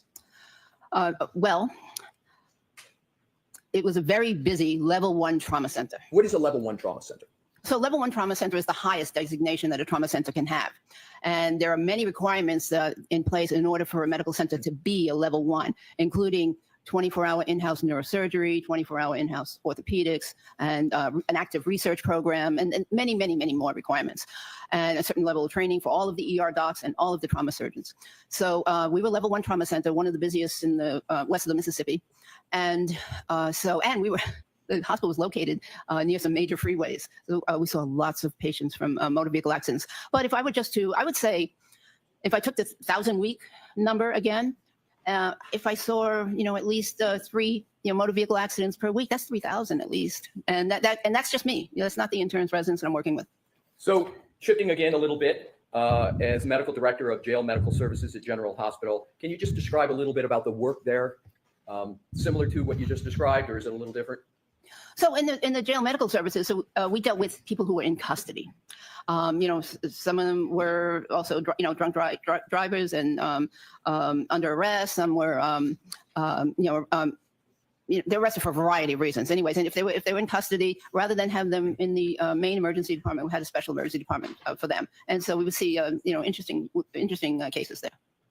In terms of being a professor, is that your time as an adjunct professor at Cal State Los Angeles? Is that where you were an adjunct professor? Yes. So while I was doing all this, I also had a part-time job teaching a course called Legal Medicine to graduate students, master's level students in the criminalistics master's program at Cal State University. And in terms of topics, just briefly, some of the topics you would have taught them, and particularly any that may be apropos to why you're here today. So knowing that many of these students were going to go on to work in crime labs or be crime lab directors someday, what I needed to do was to teach them about the aspects of a crime scene that dealt with the body or someone who was injured or killed.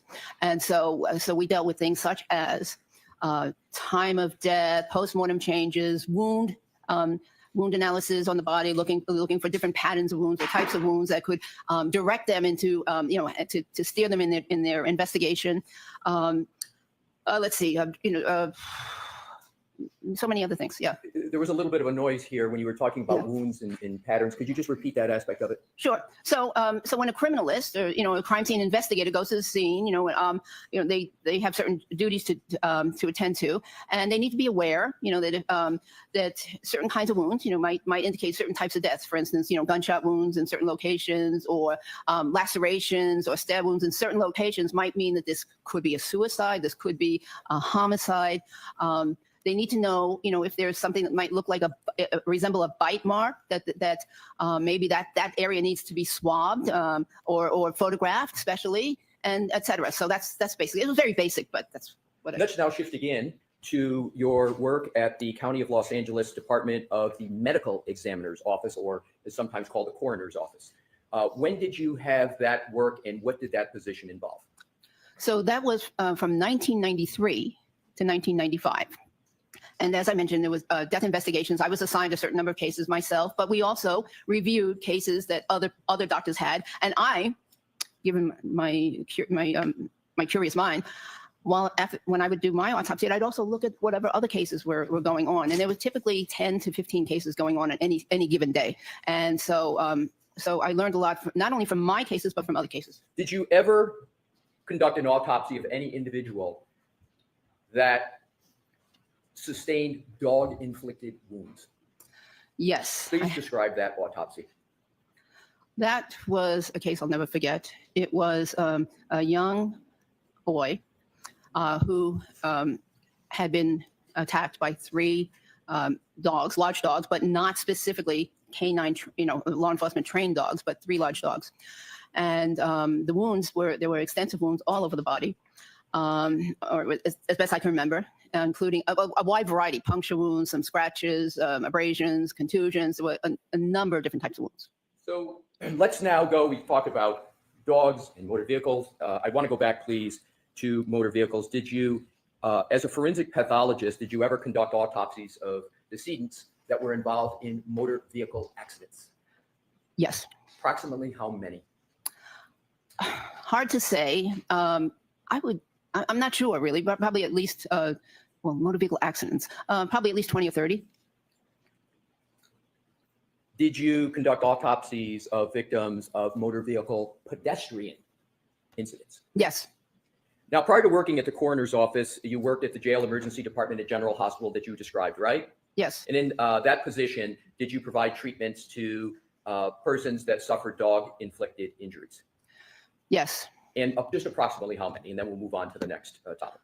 Approximately, personally myself, about 40, but I was involved on it. I worked as part of a team, and so I think we saw probably about 60 of these severe dog bites. We're going to shift again to keep it moving. Have you authored or edited any publications on dog-inflicted injuries on humans? Yes. And what publications, please? So I was a co-author on 2 peer review articles in major emergency medicine journals. One of them was describing the law enforcement dog bites injury patterns, and another one was more focused on the management of the law enforcement dog bites. And did you? Those are ones you co-authored, correct? Yes. Did you ever edit the work of others, articles or books, as part of a peer review process? Yes. Describe that, please. Yes. I was asked to be a co-editor of a 2-volume series on forensic emergency medicine in a peer review article series, and one of the chapters in one of those issues was on was on bite wounds. It was written by Dr. Gerald Vale, V-A-L-E, and who was a renowned board-certified forensic odontologist. In terms of moving now from peer-reviewed articles you co-authored, peer-reviewed books and articles you edited, have you attended any seminars or talks or lectures on wound identification and or bite wounds? Yes. Just briefly describe a couple to give the jury a flavor of what those were. Well, there have been many lectures on wounds of all sorts. And in the emergency medicine program, of course, there were lectures on wounds from various types of animals and how to treat them. In the forensic arena and at some of the professional organizations, there were lectures or talks on wounds. And also there was a yearly talk on bite wounds given by Dr. Vale at the coroner's office. State perhaps the obvious, if you had a lifelong interest in dogs and dog-inflicted wounds? Yes. And is that a professional and a personal interest? It's professional. Right, mostly professional, as you've described it. Let's now keep moving and go to another topic. Have you testified as an expert in court before? Yes. Is that in state and federal court? Yes. What topics have you testified to in state and federal court? Causes of death, wounds, child abuse, domestic violence, mostly causes of death. Have you testified as an expert regarding emergency medicine? Yes. Have you testified as an expert regarding forensic pathology? Yes. Have you been found to be qualified as an expert in each of those categories in the courts in the United States? Yes. Have you ever not been qualified to testify in any court in the United States? No. Have you ever testified as an expert regarding identifying dog-inflicted wounds on humans? No. And why not? Because it's, I mean, prior to this case, because it's not a topic that comes up very often. So although it comes up often in your practice, in terms of whether it's an issue in court, is it, my understanding from your answer, it just doesn't come up that frequently? Correct. Are you aware of any other physician practitioner that would be testifying in court a lot on this topic, given what you just said about the infrequency of it coming up? No, I'm not. Now let's go on to what were in the last question on this line, give a general idea of the types of wounds that were at issue and whether there were any pattern wound issues in those cases that you've testified in court about. Well, many of them were stab wounds. Some were blunt force wounds from, from a variety of mechanisms, including, assaults or motor vehicle accidents again, a lot of wounds from accidents, and then, of course, gunshot wounds. Were those, the topics both living persons as well as deceased? Yes. Let's now move to, you've mentioned wound pattern, right? And are you familiar with the topic in the area of wound pattern recognition? Yes. Can you please describe for the jury what you mean by wound pattern recognition in your practice and from your experience? What is it generally? And we'll get to some more specifics as we go through. Well, generally, pattern recognition is very important in medicine. It's important in a lot of different fields of medicine, including radiology. They look for patterns on x-rays. Pathologists under a microscope look for certain patterns to identify cancerous cells, for instance. So pattern recognition is very important. And then as a subset, wound pattern recognition is of course, very important to physicians that deal with patients that, come in from the street, so to speak, from, who may have been assaulted, may have been child abuse victims, may have been domestic violence, elder abuse, those kinds of victims, because sometimes it's important to, or you learn that what actually happened is not what the patient or the relative or the presenter said happened. And so you have to discern or figure out what happened in a case. And so you have to be able to identify certain patterns and regions of the body, for instance, where wounds are, in order to make that happen. And so it's very important. It's emphasized in emergency medicine. When you were in residency, were you taught wound pattern recognition methodologies? Yes. And is wound pattern recognition an area that you continue to learn and then gain experience from your over 30 years as emergency medicine physician? Yes, it was emphasized in both emergency medicine and forensic pathology, in both fields. Very important. Is wound pattern recognition a generally accepted methodology that is applied in the practice of medicine? Yes. And you've given a few examples of that pattern recognition methodology. Is that pattern recognition methodology generally accepted and discussed in the peer-reviewed medical literature? It is in certain articles, Right. Yes. And we'll be getting to some of those. In terms of wound pattern recognition, just roughly how frequently in your experience as an emergency medicine physician did you have to exercise your skills in wound pattern recognition? I would say probably weekly, because I always questioned, what the patient was telling me, and did it fit? Did the story make sense? So I did it quite often. And was that particularly important in child abuse cases where you may not be getting the story and you'd have to look at wounds and make your own determination? Yes. Now let's go and slightly move on to a very similar topic as to whether you ever had to determine the source of the wound without any input from a patient. Oh, yes, many times. Many patients arrive to the emergency department unconscious.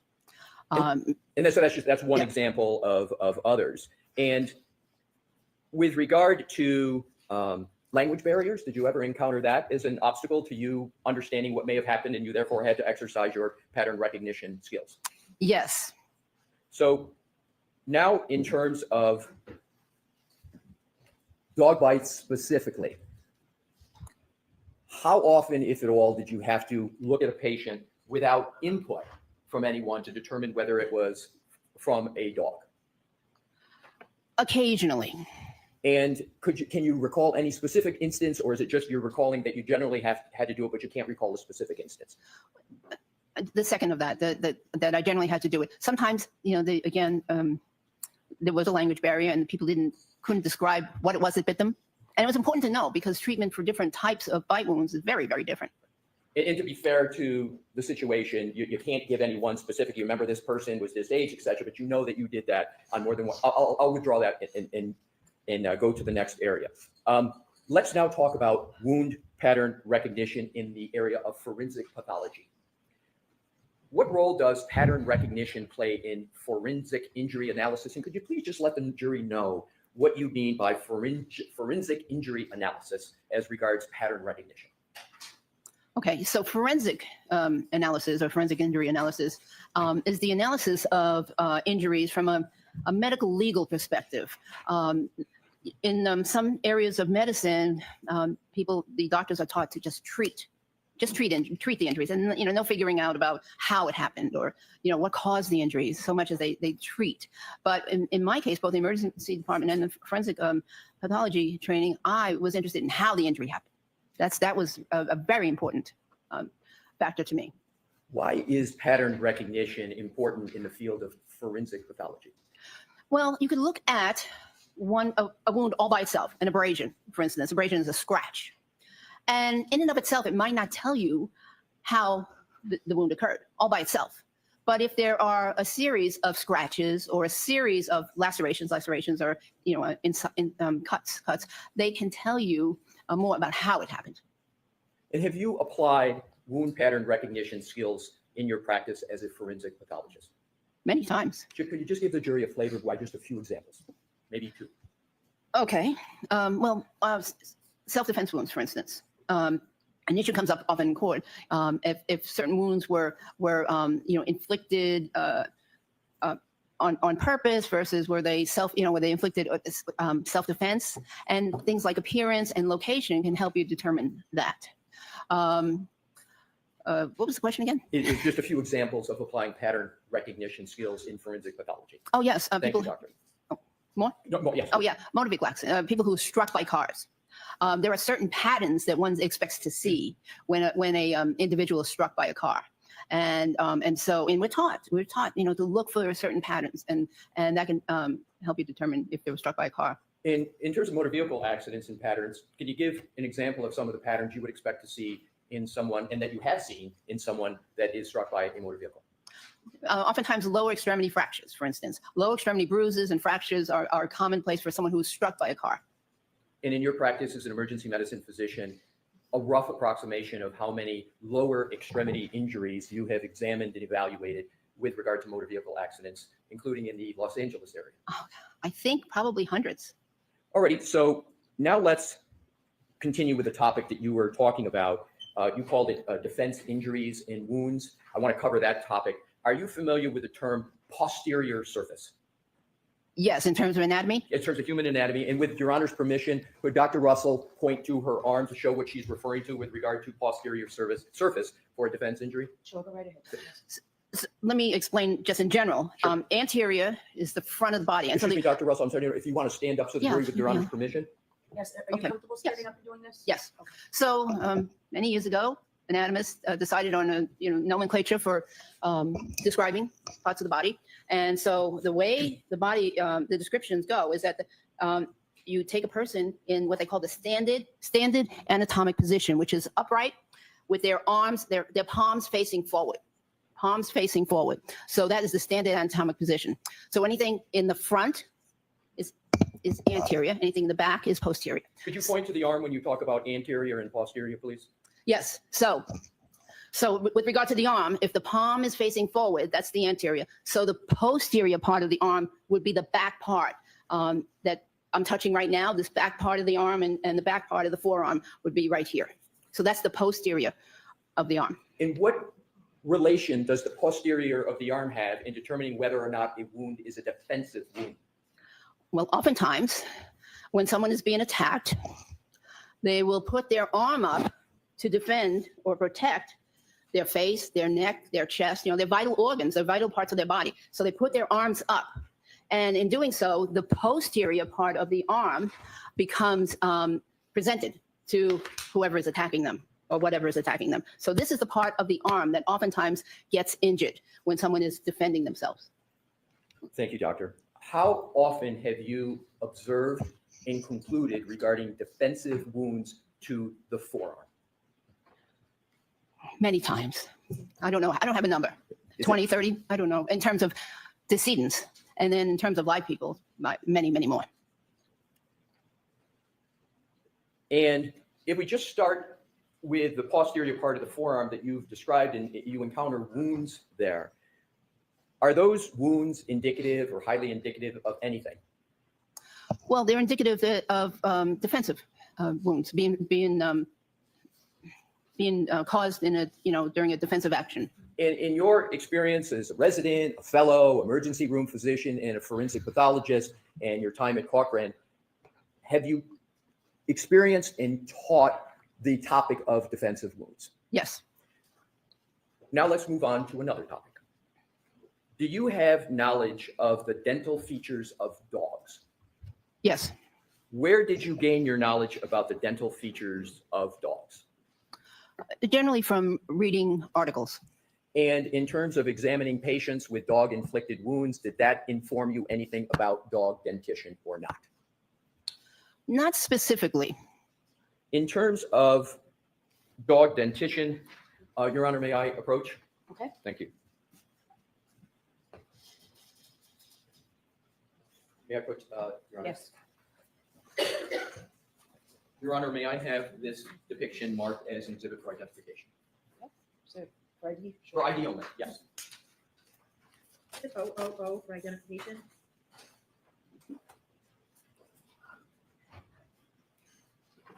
Thank you, Madam Court Reporter. Your Honor, may I hand it to you?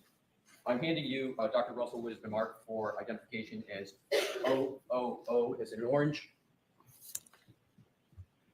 Dr. Russell, do you recognize that depiction? Yes. What is it? This is a diagram of canine dental anatomy. And could you please, just for the jury, briefly describe dog dentition and what we mean by the term dentition? I think most know, but just for the record.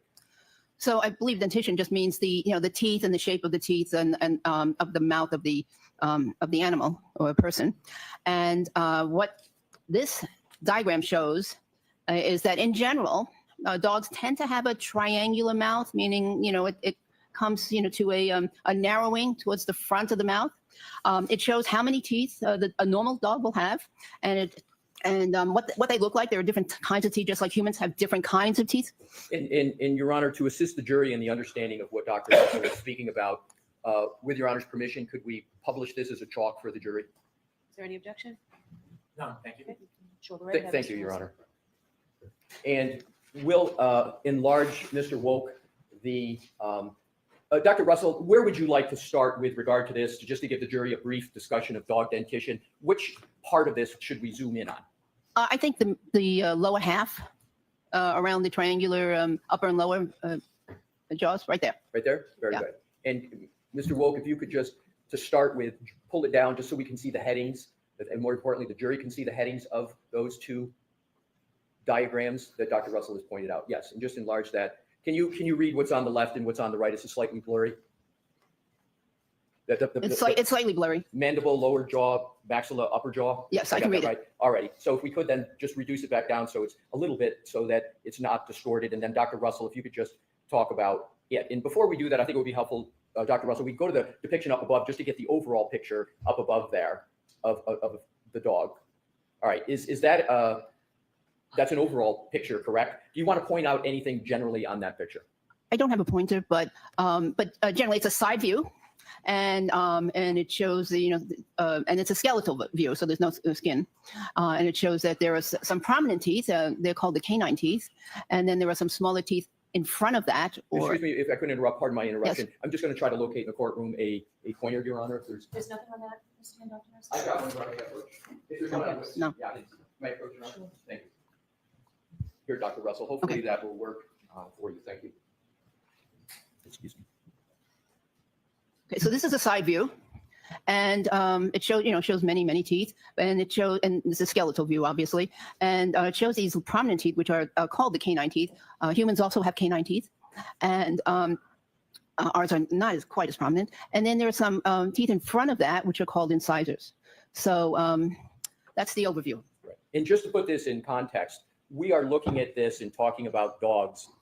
Have you had the opportunity to review any photos of the right arm of the decedent in this case? Yes. And is one of the topics you're going to address whether those wounds are from a dog? Yes. And so this background in terms of dog dentition part of what you're going to cover for the jury later on? Yes, and I want to make one more comment, if I may. Please. Just when a dog bites, they usually don't bite with all the teeth. They usually don't get all the teeth impacted on the individual.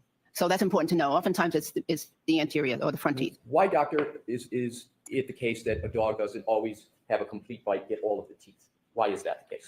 Well, there's oftentimes movement. Oftentimes the dogs aren't really trained on biting techniques, and so there's oftentimes the person who's being bitten is pulling away and trying to avoid the bite. So oftentimes there's only impact with a few of the teeth in the front. Great. Please continue, doctor, with your. Dr. Russell, could I ask you to use this screen? Oh, yes. The other one, please? I think it's easier for counsel. Oh, okay.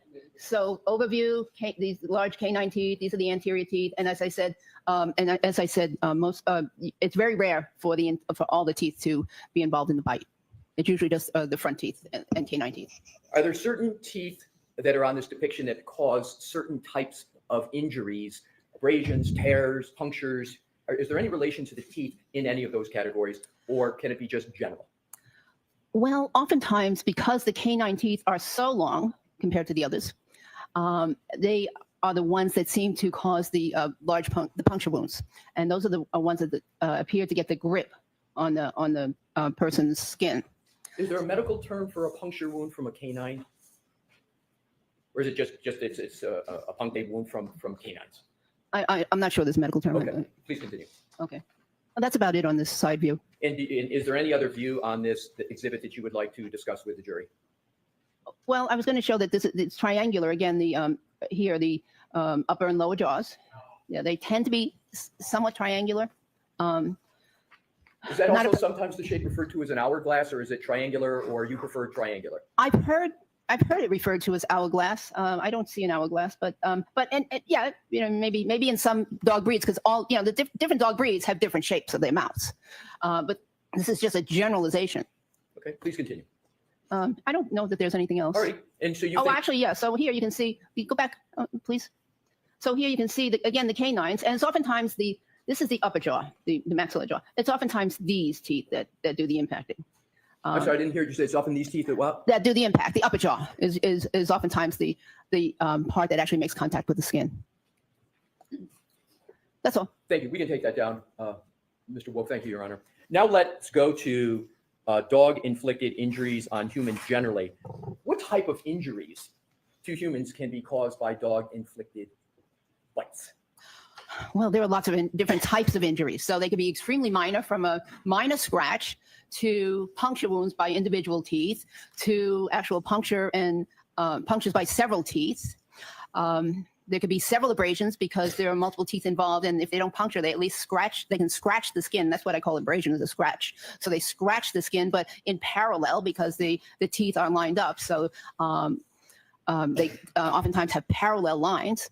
And then, of course, there are bruises that could occur because of the crushing injury, and there can be what we call avulsions, which are where the actual flap of the skin is removed. And I can go further, but there's a wide extent of injuries. So there's a wide extent, a wide range. And can you just give one or two factors that are going to determine whether you're on the more minor side of the range to the more major part as regard to the type of bite that the dog is able to get? Well, I think that when there is penetration of the skin and pulling away of some of the tissue, I would consider that a more significant bite because of what's needed for treatment. Just bear a moment, please. Thank you. So in terms of the nails and claws of a dog, what type of injury, if any, can those cause? So the nails they're also somewhat pointy or triangular in configuration or shape. And so they can cause scratches, and actually they can cause even deeper wounds if the nail catches the victim's skin a certain way. But most of the time, just scratches. From your experience, what type of medical experience, peer-reviewed article experience, your whole professional experience with dog-inflicted wounds on humans, do you have experience with just a part of the range or the whole range of injuries that a dog can inflict? Well, I think I have a very wide range of experiences because those very serious ones we talked about in the very beginning, where there were crushing and ripping injuries, or those were the trained canine dog bites. Most emergency physicians don't even get to see those. They're so so uncommon. But because I was assigned to jail ward, that's how I got to see them. But in the majority, in the main ER, most ERs in our main ER, we saw the more minor type of injuries.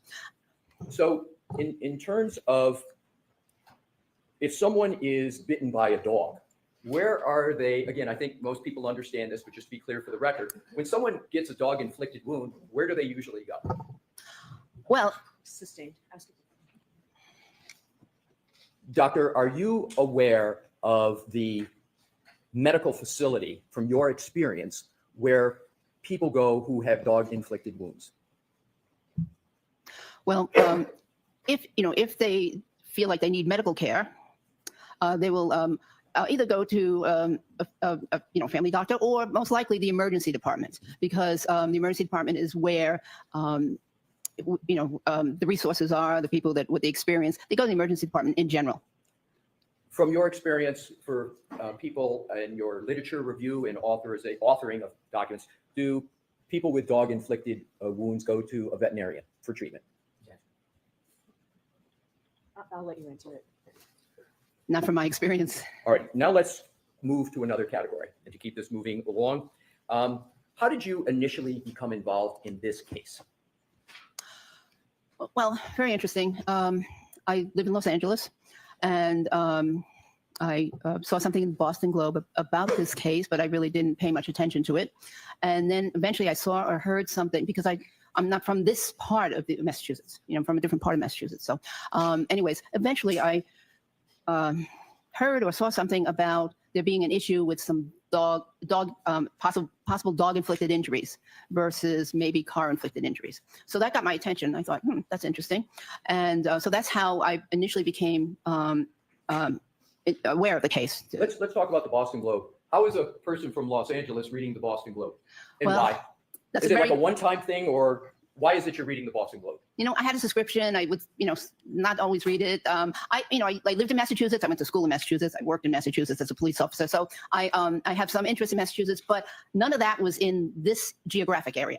It was all north of Boston. So that was the area I mostly paid attention to. Did you reach out to anyone after reading that article? And what did you recall from the article in the Boston Globe, if anything? I'm going to sustain that. Did you reach out to anyone after having read something in the Boston Globe? Yes. I thought the question was interesting. I'll let that stand, but just answer Mr. Alessi's Yes. question, please. Yes, I did. Go ahead. Okay. Yes. I reached out to one of the DAs in Los Angeles County. And at that point, what, if anything, did you know about this case? I didn't know much. I just knew what I mentioned, and I knew that the decedent was a police officer, had been a police officer, and that interested me also because I was a police officer. Please keep your voice up, Dr. I said that interested me also because I had been a police officer at the time. Go ahead. So that's about all I knew, really. Right. So did you know anything about what the prosecution was claiming or the defense was claiming at all? Did you know anything? Sustain. What did you know, if anything, about the case? I'm going to see if I've already anything on this.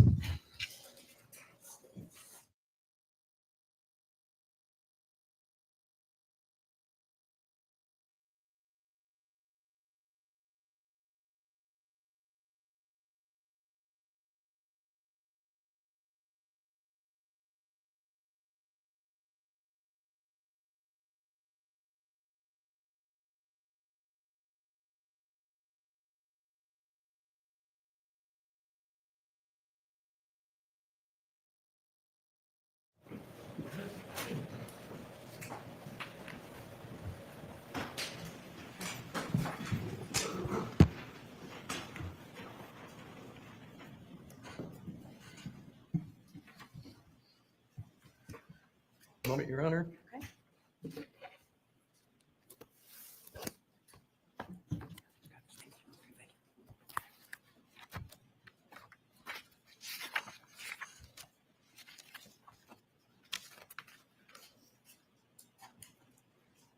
Okay. Dr. Have, in terms of, Mr. Wolk, if we could please, and Your Honor, may we publish what is already in evidence, which is Exhibit 167? Okay. Dr. Russell, do you recognize Exhibit 167? Yes. And how do you recognize that? Well, first, let's start. What is it? And then how do you recognize it? It is a picture of the decedent's right arm and forearm.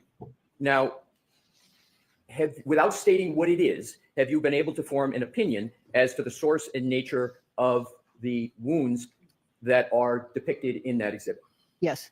Now, in terms of the next area, can you describe for the jury what method you used in forming your opinion without yet stating what your opinion is? Well, I used pattern recognition and differential diagnosis. So let's start with wound pattern recognition. Is that the wound pattern recognition you've been discussing up to this point in your testimony? Yes. And did I hear you use the phrase differential diagnosis? Yes. Please tell the jury what you mean by the term differential diagnosis as a physician, emergency medicine physician and forensic pathologist. So when a when a physician sees a patient and, or, an image in this case, and is attempting to make a diagnosis, it's very important that not only do they consider what they believe is the obvious, but also in their mind go through other possible diagnoses and determine if they can rule them out, so to speak, if they can rule them in, rule them out, so that they are not just focused on one thing, but they've actually given consideration to other conditions that may be causing whatever it is that they see. So, Mr. Wolk, if you could take that, we're going to come back to this back and forth, but I'd like to have it taken down until we do have the need to, and if we could have the lights go back on, Your Honor, thank you. So, does applying a differential diagnosis, well, let me start out. Do you understand what confirmation bias is? I believe so. Yes. And does differential diagnosis assist or not assist in avoiding confirmation bias? I believe it assists in avoiding confirmation bias. So in terms of differential diagnosis, did you apply that concept in the beginning of your analysis of this case? Yes. How did you apply differential diagnosis to, among other things, avoid confirmation bias in this case? Well, in my mind, I went through other possible things or causes of wounds on an arm, and what they would look like, and the configuration, the patterns, etc. And then I figured out why these other potential causes of wounds in the arm did not fit this case. So is phraseology a synonym for differential diagnosis, what doctors call ruling out something? Is that another way to say it as well? Yes.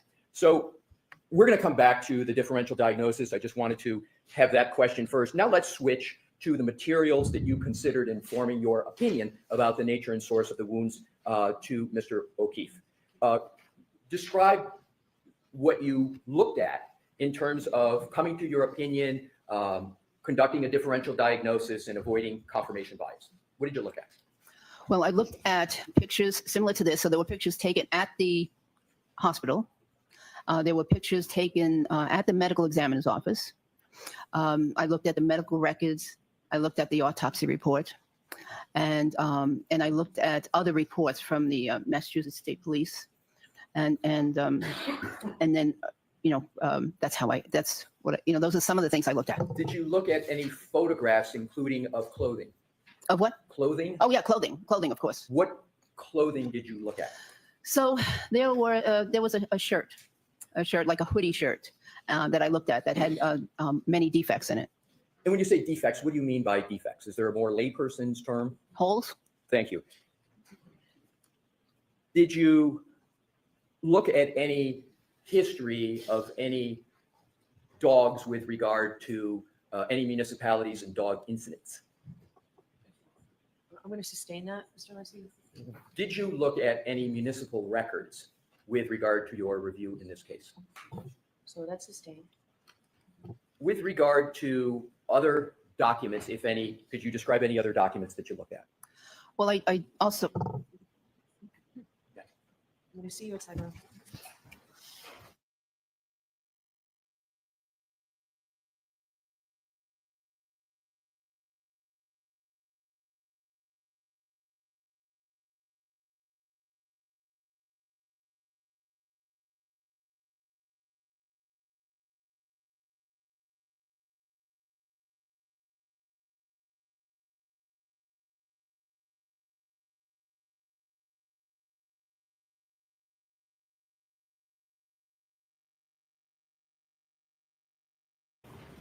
May I continue, Your Honor? Yes. Thank you.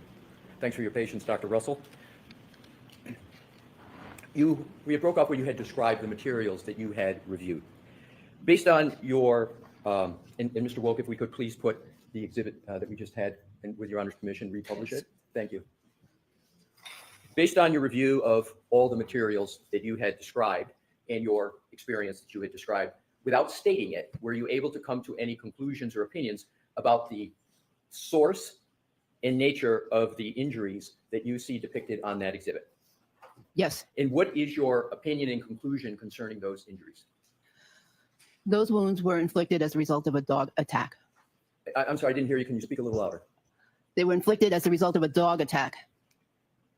And how did you form that opinion? Just describe your thought process to the jury.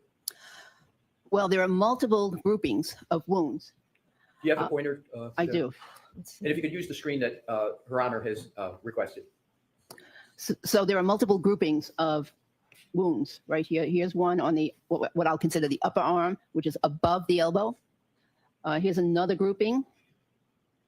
Here's an interesting complex grouping at the elbow. These are all at the posterior surface of the arm. And there's another grouping down here on the forearm. These multiple groupings are patterns. And they are, in my opinion, were inflicted by the teeth and claws of a dog. We've discussed previously pattern recognition skills and methodology, and you just mentioned the word pattern here. Can you elaborate on what you mean by pattern with regard to this exhibit? So there are groupings, and one can see that these wounds are going essentially in the same direction. They are oriented in the same way almost from the inner, close to the inner surface of the arm or the anterior surface towards the posterior surface. What is the arm. significance, if any, of that orientation you just described? So what that gives me direction, and that tells me that the dog's teeth were over here. Over here. The dog is over on this side of the arm, and the teeth started their punctures or their injuries over here, and through either the action of the dog or a combination of the action of the dog and the action of the decedent pulling away, or the victim pulling away, the teeth made these abrasions in this direction, from here down to here. And then here it's very complex because of the bending of the elbow. We don't know the exact configuration of what this elbow was in the arm. Was it fully extended, meaning it's fully stretched out, or was it partially bent? Was it fully bent? We don't know. But in addition to the pulling away movement, there's also the bending movement. So that one is even a little bit more complex. And of course, there are some additional marks down here and some possible bruising down here, punctate marks down here, which may represent the lower teeth. If we could just stop at that area. Have you observed in your experience what you call that complex area pattern? Have you seen that before? Not that exact pattern, no. But have you seen any that is similar to it? I've seen some characteristics of these patterns before, Right. yes. And is the appropriate methodology to just to zero in on one section, or is the appropriate pattern methodology to look at all the wounds and then reach a conclusion? The second, to look at all the wounds. And Okay, could so- you please describe? Why don't we take our recess? Okay, Your Honor. Okay. Thank you. All right, please. There's no open to follow me. Goodbye.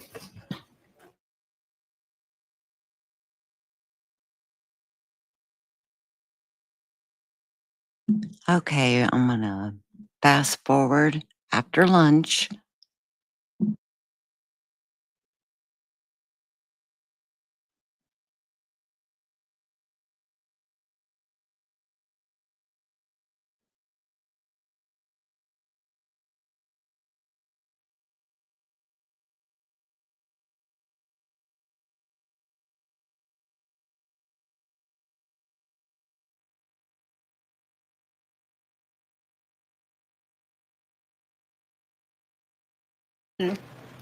Your Honor, if we could please publish Exhibit 1 in evidence. Okay. Mr. Wolk? Dr. Russell, do you recognize Exhibit 1 from your review of the documents in this case? Yes, And what is it that Exhibit 1 represents? it's a picture of the forearm of the decedent. And we left off at lunch, and I'm not going to cover too much old ground, just to reorient ourselves back to where we were. You were discussing the basis of your opinion and conclusion that you said that these wounds were caused by, excuse me, why don't you restate, well, let's continue on in the basis of your opinion. Let's just continue on.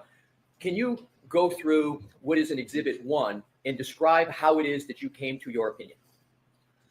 Well, I observed multiple patterns of striations or linear abrasions. I'm sorry to interrupt you so soon. Do you have the pointer in case you want to use that available? Thank you. Thank you. So there's multiple groupings of linear abrasions, and linear means like a line, linear. So there's multiple of those, and here's one. Here's another one closer to the elbow. Here's another one closer to the wrist, and here's another array of linear abrasions near the elbow. In terms of these wounds, in assessing their source, do you look at them individually, collectively, or both? Both. I look at them individually, and then I put them in context of how they relate to one another. And how they relate to one another, is there a name of that methodology that you use in terms of how they relate to each other? Well, I think it's a pattern methodology, pattern recognition. And what pattern is it that you see here with regard to all of these wounds on the right arm? Well, I see multiple linear groupings together in a area from the mid arm to the mid forearm. Is there any analysis of direction that is involved in your analysis? Yes. What is it? I believe that these wounds were initiated closer to the anterior surface or the front of the forearm. I'm sorry, Dr. Russell, to interrupt you, but there's a fan back here which I can hear, but if you could just keep your voice up, that would be great for me. Yes, I believe they all started closer to the anterior or front portion of the arm. Like they start up here, up here, and the direction is towards the posterior portion of the arm. Now, if we could just go back briefly, I want you to do a comparison. If we could go back, Your Honor, please, back to Exhibit 157 that we had up earlier. Okay. I'm sorry, 167. As between 167 and 1, which one is closer in time to when Mr. O'Keefe was located? The previous one. All right, so let's go back to the previous one. So that one is closer in time to when Mr. O'Keefe was located on January 29 of 2022, correct? Yes. And so January 29, 2022, if we can go back to Exhibit 157, or 67, excuse me, 167, can you tell when this picture was taken from the depiction? Well, it says January 31st. Okay, so is that the basis for you saying that the Exhibit 1 was closer in time to when Mr. O'Keefe was located? Yes. All right, so I want to do another comparison, have you do another comparison of the two. If you can look at what is depicted in Exhibit 167, and now go back to 1 and see if you see any differences at all as to what's depicted. Do you see any differences with regard to the wounds on the arm, or the arm just in general? Let's go back to, see that now, let's go back to 167. Well, the coloration of the photograph is slightly different. And what do you mean the coloration? Well, the skin tones here are more yellow than they are in the previous photograph. And I'm sorry, what is, do you have a conclusion as to why there is a difference in skin tone in this exhibit compared to Exhibit 1? Well, it could just be technique, lighting technique. I do see some lividity on the chest, postmortem lividity, and that's what that means is pooling of the blood, which happens after death.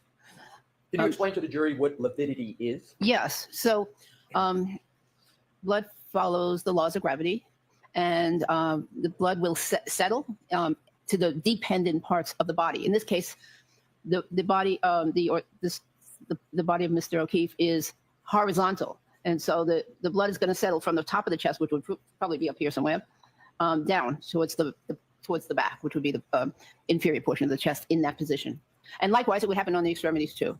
So you just mentioned the extremities. Do you see any lividity on the extremity here, the right arm? You know, actually, there is discoloration over here in the elbow area. I do see some lividity. Okay, so there's several areas of lividity on the arm. I'm sorry. There's some right here, this redness right here on the near the wrist. I believe that that's postmortem lividity. I believe that this redness in here near the elbow is also postmortem lividity. And yeah, that's what I believe. Okay. That's postmortem lividity. And again, lividity is that you said something that sets in after time, after death? Yes, it's the pooling of blood. Is there, with regard to this depiction, do you see any bruising with regard to that elbow? You know, I think that initially, earlier this morning, with the lighting, I may have said that this was bruising, but now as I think about it, and I see all this other lividity here, lividity over here, I believe that's postmortem lividity. And if we could go back to Exhibit 1, and you said this is the one that's closer in time to when Mr. O'Keefe was located, do you see any lividity or bruising with regard to that photo? I don't see any definite bruising. I do see some discoloration up here near the shoulder. I'm not sure if that's postmortem lividity or not. It could be early postmortem lividity. So if we could, thank you, Mr. Wolf, can we take those that depiction down for the moment? What I'd like to do is to, and we'll come back to that. If we could have the lights back on, please. Thank you.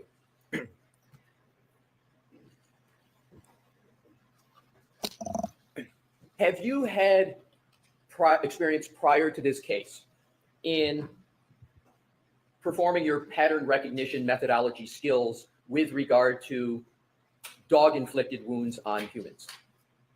In other words, have you seen dog-inflicted wounds that have a pattern on humans? I've seen dog wounds that have had a pattern. I didn't need to do it, utilize that skill because I also had other information about the case. You know, for instance, police officer or the victim himself said, you know, I was attacked by a dog. Right. And for those that can you give an example, like in ER, just as to how you would come to have that knowledge or otherwise? How would you generally come to have the knowledge as to a potential source of the wound?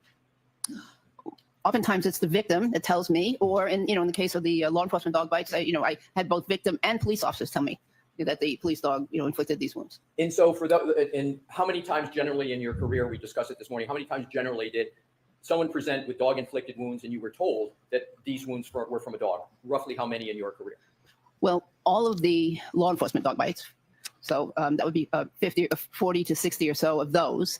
Plus, most of the non-law enforcement dog bites, the patients or the mother have said, this, a dog bit me or a dog bit my son. And for those where someone said something, the dog bit my son, were the wounds that you saw similar to or different from the wounds that are depicted in Exhibit 1 that we've had up on the screen?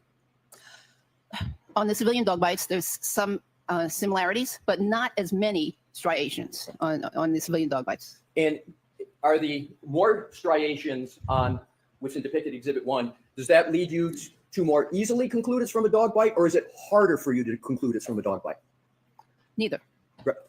So is your prior experience as an emergency room physician, as a physician in Cochrane, does that experience allow you to exercise pattern recognition skills with regard to Exhibit 1 and Exhibit 157?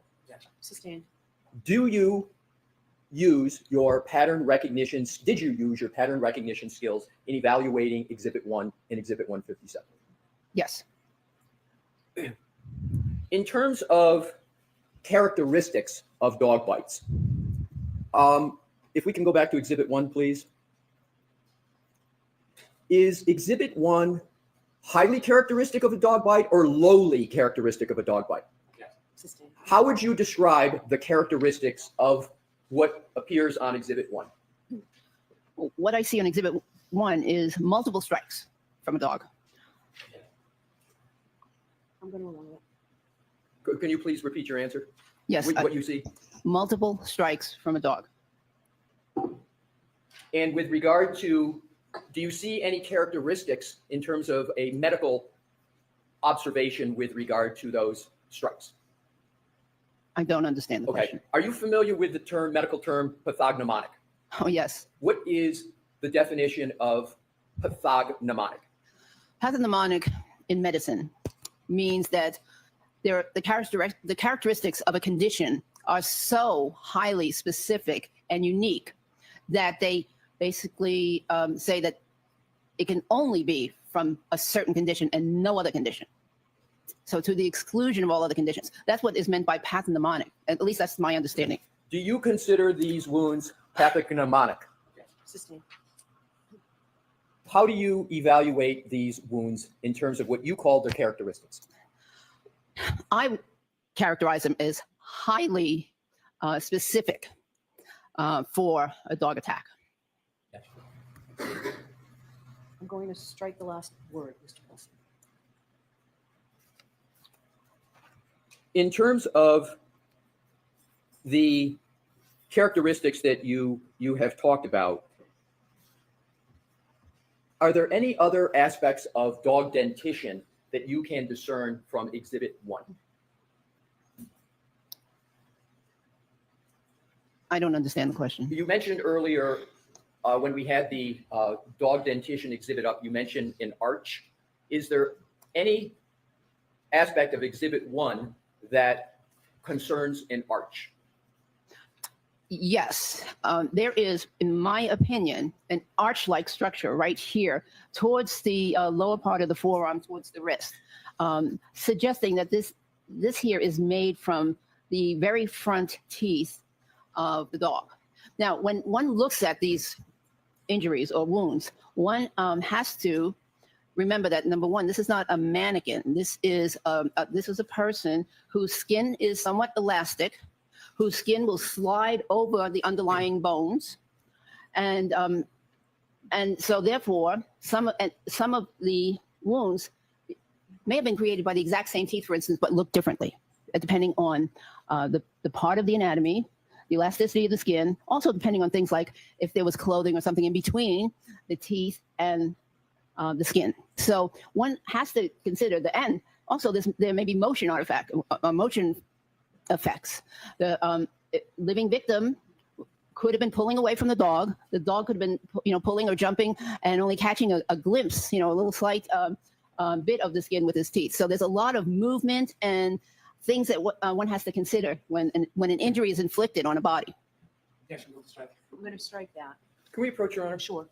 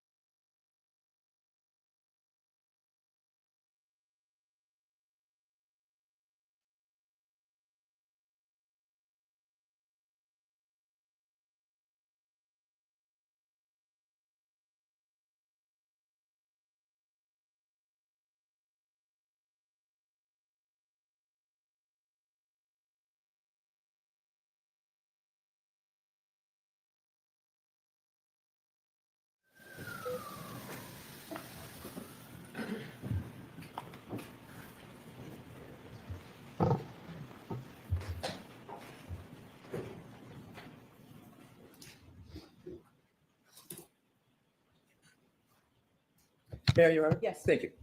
If we could put the exhibit 1 back up on the screen, please, Mr. Wolf.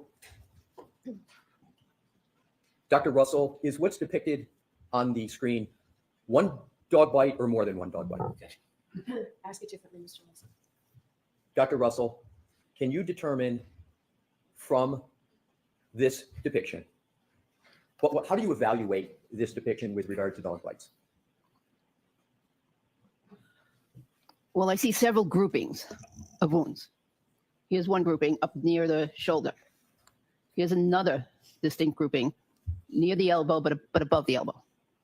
Here is a third grouping around the back of the elbow and the upper forearm. Here's some additional marks. I think they're separate, but I don't know exactly if they are separate dog bites or scratches. And then there's another grouping around the posterior forearm near the wrist. So 1, 2, 3, 4. There's at least 4 different types of either bites or a combination bite and claw marks. You mentioned claw marks. Is there any evidence of claw marks in this exhibit? It's hard to say exactly what what these marks are. This one here, and even to a certain extent, this one here has some characteristics of both claw marks and bites. So Even though you may not be able to determine whether it's a claw mark, can you determine, or the specific type of mark, can you determine that those are from a dog? I believe they are, yes. So now let's go. You mentioned, we'll switch. We can leave that up for just a moment because we're going to come right back to it. And Dr. Russell, earlier on, you used the phrase incomplete dental impression. Do you recall that? Something like that, yes. Yeah.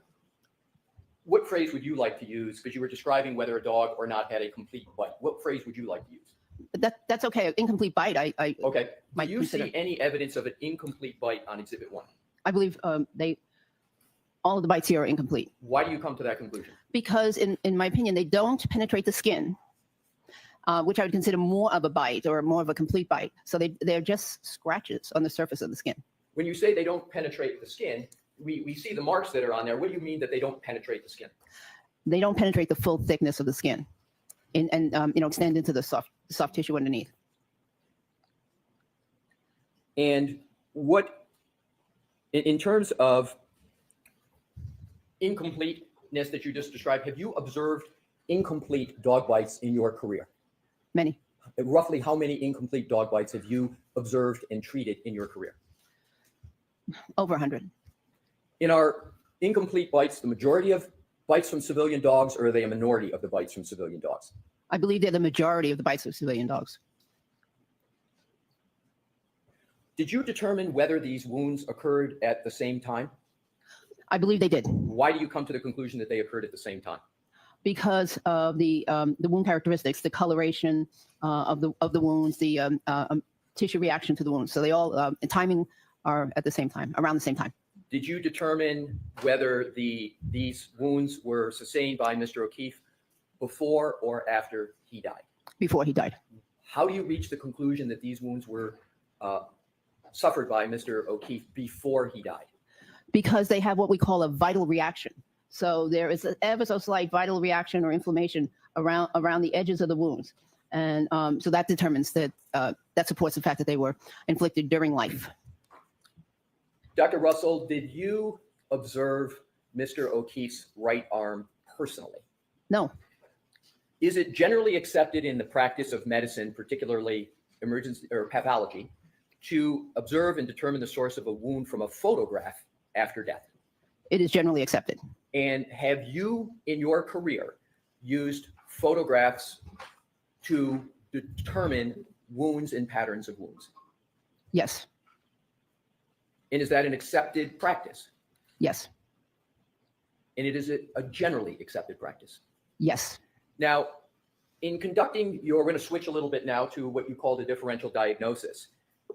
In conducting your differential diagnosis with regard to motor vehicle accidents, describe for the jury how you performed that differential diagnosis with regard to the decedent. And we can leave that up for just a moment. Go ahead, Dr. Russell. Okay. So I'm going to need to see you. Sorry, folks.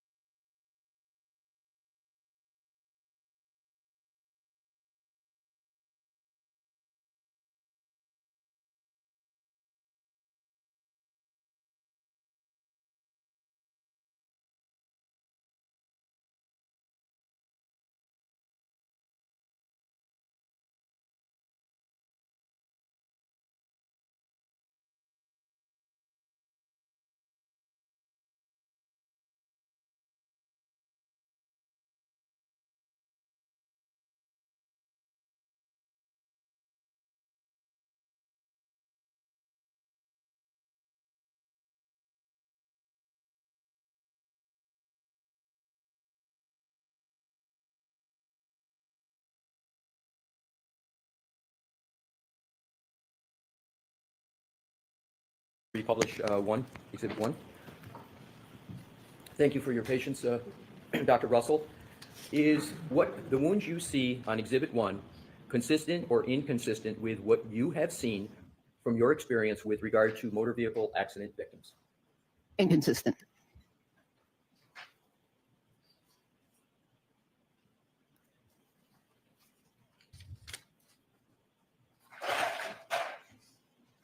If I could have published Exhibit 206, which is in evidence, Your Honor.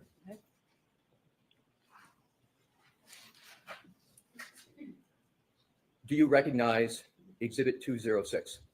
Yes. Did you review that as part of any report in this case? Yes. And can you describe how you reviewed this document as part of your evaluation of this case? Well, I reviewed the injuries, which are, so this is a decedent, a picture of a decedent, a different case, not the decedent in this case, totally separate case. And So is this from Dr. Welcher's report that you reviewed? Yes. All right, so continue, please. And so this is a person deceased, looks like in the street, and he's got multiple injuries. And this is allegedly from an auto versus pedestrian accident. So if we could, are you able to discern any injuries to any limbs from this? If you could zoom in on the limbs, Mr. Wolf, thank you. So there is a very extensive degloving, partially degloving, avulsion injury to the forearm of this individual, the extensive skin loss, damage to the subcutaneous tissue, possibly damage to other tissues beneath that. And Mr. Wolk, if you could zoom back out and go to the list that is highlighted in the original of this. And Dr. Russell, can you tell me whether you evaluated the list? And if so, how did you evaluate that list in connection with the photo? Well, the photo is limited only really to the upper chest and the right arm. And so I can't comment on any of the CAT scan findings here on this list, but this was a list of numerous traumatic injuries to this person. And regarding the arm, it says right upper extremity wound with vascular injury, clinical. What does that mean, if anything, to you? Well, that suggests it's a soft tissue wound. However, what they're saying is clinical, so they're not commenting on if there were any X-ray findings, for instance. On an X-ray, but I mean, would be a post-mortem X-ray, and this is just a clinical diagnosis or a visual hands-on diagnosis. Do you know whether that line that you just read relates to any part of the photograph? Any part of the photograph? Oh, I believe it relates to that injury that we pointed out in the previous photograph. Can you switch back to that, please, Mr. Wolf? If you could just zoom in and just what does. So this is the wound that they are talking about. It's a large gaping wound, soft tissue wound. If we could go back to the list, please. Zoom in. Thank you. But please continue. No. What I was going to say is that there are multiple other injuries in this person. Multiple serious, significant injuries: subdural hemorrhage, subarachnoid hemorrhage, intraventricular hemorrhage, liver laceration, hemopneumothorax. That's blood and air in the chest cavity outside of the lungs. So it's in an area where it shouldn't be. This person had numerous injuries. Are you able to compare these injuries in that photo in this Exhibit 206? And did you compare them to your review of the autopsy report and other medical records of Mr. O'Keefe? Answer the question? Oh. No. Okay. You can take that down. From your review, did Mr. O'Keefe sustain any liver laceration? No. Did Mr. O'Keefe sustain any gaping, as you called it, lacerations to the right forearm? No. Did Mr. O'Keefe sustain any pneumothorax injuries that you were describing with regard to 206? No hemopneumothorax.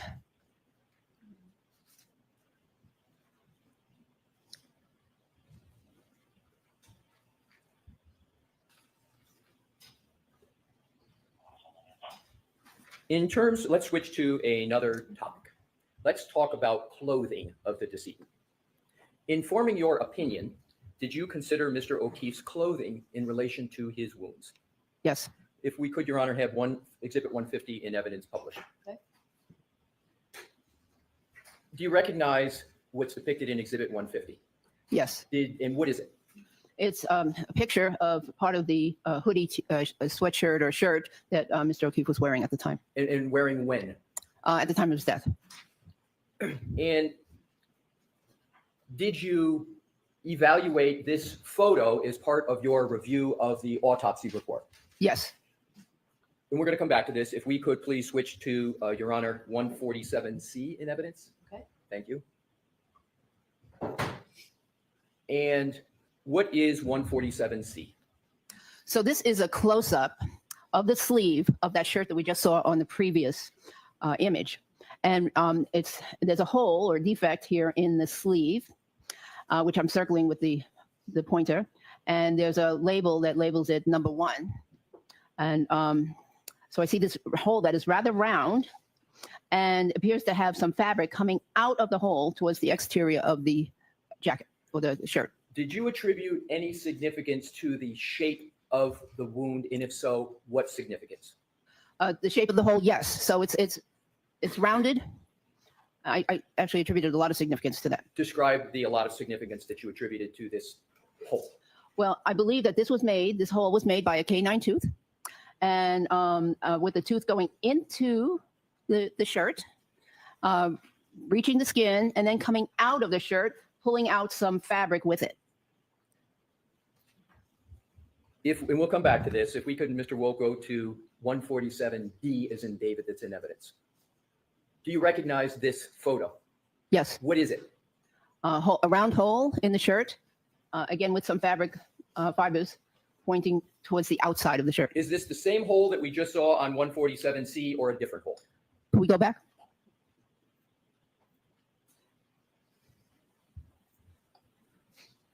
I don't know. Okay, so let's now go back to Exhibit 150. What significance, if any, do you give to the various triangles that are on the hoodie? Could you describe to the jury what those are and what's their purpose?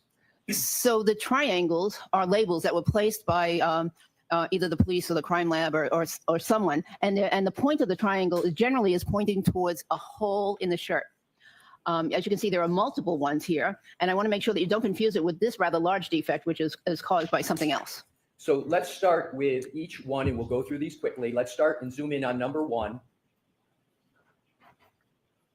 What did you conclude about the source of that hole in the hoodie? Sustained. Did you evaluate what is depicted as number 1 in that slide as part of your review? Yes. And what was your evaluation? Sustained. Let's go back and zoom out. Have you in your career examined clothing either as part of your forensic pathology practice or your emergency medicine practice to determine the source of defects in clothing? Yes. How many times have you done that approximately in your career? Several hundred. And have you, in those several hundred times, have you ever had to reach a conclusion as to whether there was any connection between defects in clothing and wounds to humans? Many times. Can you give some examples of the many times you've had to look at clothing and defects in clothing to assist you in determining wound recognition in a human? Yes. So let me clarify. It's mostly used in forensic pathology, not so much in emergency medicine. The clothing and the cause of the wound is as important as in emergency medicine as the treatment of the wound. But in forensic pathology, it's a key component to any examination where you think that it was an unnatural death. So, so I've done it in gunshot wounds, in stab wounds, multiple times. Looking at the defects, looking at the direction of the of what I think the bullet bullet track was, determining entry and exit wounds. In stab wounds, I've utilized them to help determine offensive and defensive wounds or injuries. So yes, many times. Have you ever performed that analysis? You mentioned testified earlier, 500 to 1,000 evaluations of dog-inflicted wounds on humans. Have you ever performed the analysis of defects in clothing and compared them to wounds on humans in the context of dog-inflicted wounds on humans? I don't think so. Perhaps. Well, yeah. So in terms of, have there been any instances of doing that in your career? Have you done that at all in your career? Maybe that much. All right. So let's go now to the you were discussing the defects in the arm, as well as the wounds in the arm, and then the defects in the clothing. In terms of back to Exhibit 1.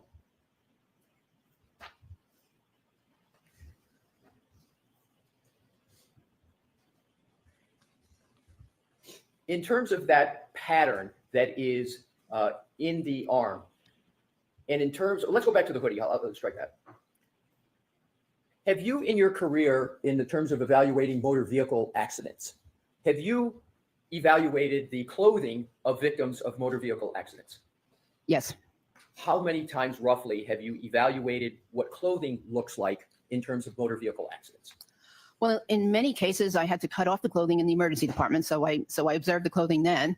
And then in the post-mortem cases, I evaluated the clothing, but oftentimes, sometimes it wasn't helpful. Have you ever evaluated clothing in determining whether or not the defects in the clothing are consistent or inconsistent with a motor vehicle accident? Have you ever evaluated that as a forensic pathologist? Not specifically. Right. And in terms of your observations in either emergency medicine or forensic pathology, have you ever observed defects from motor vehicle accidents in clothing? Yes. Is what is depicted in this exhibit consistent or inconsistent with a motor vehicle accident? Sustained.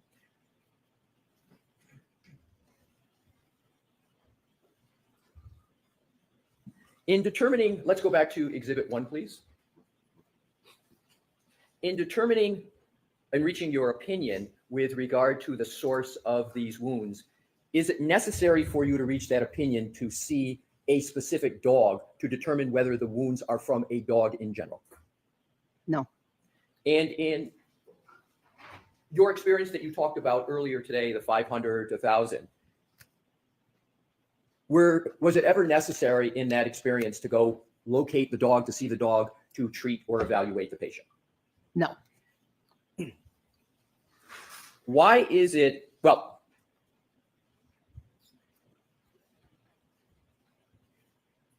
in terms of, we're going to move to another category, studies. Did you review any studies informing your opinions in this case? Can we put the lights on and take this? Yeah, yes, thank you, Your Honor. Yes.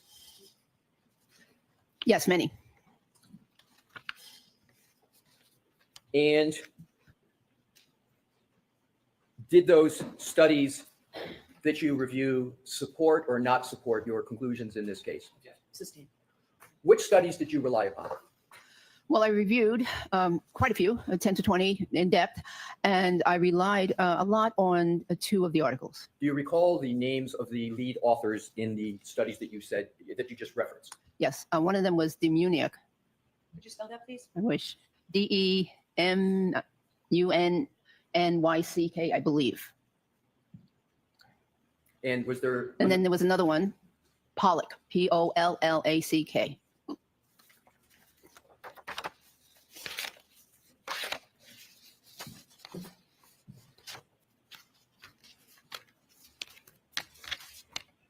May I approach, Your Honor? Yes. Thank you. Your Honor, my recollection is correct. We've already pre-marked as exhibits for identification these studies, 2 studies. I may be incorrect in that. If so, I have studies. I'm going to show them to Mr. Yes, thank you. So we can just make sure I have all the pages.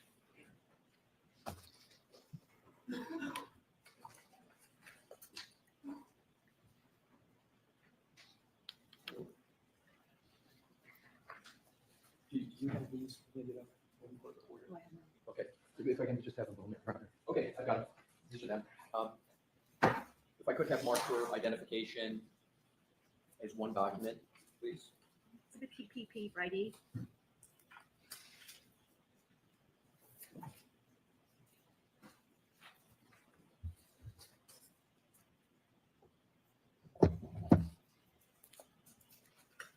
One more minute for the recorder, thank you. Exhibit QQQ for ID. Mr. Unless you would, important quarters.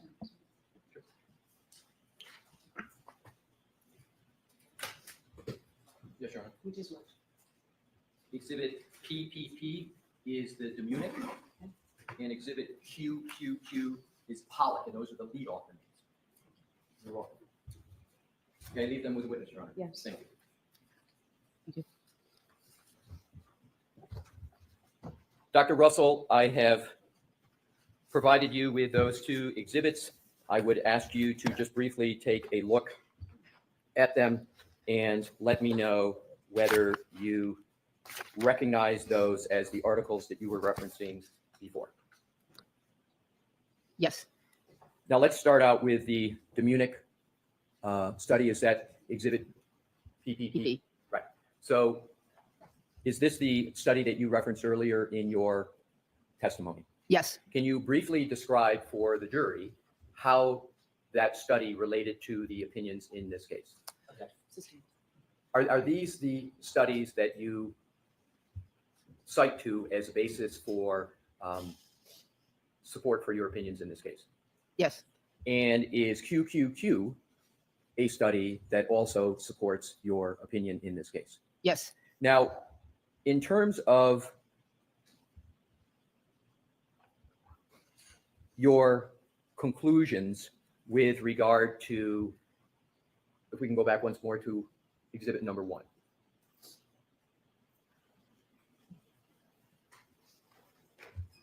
With regard to your opinion on the cause of these injuries, can you once again state your opinion as to the cause of these injuries?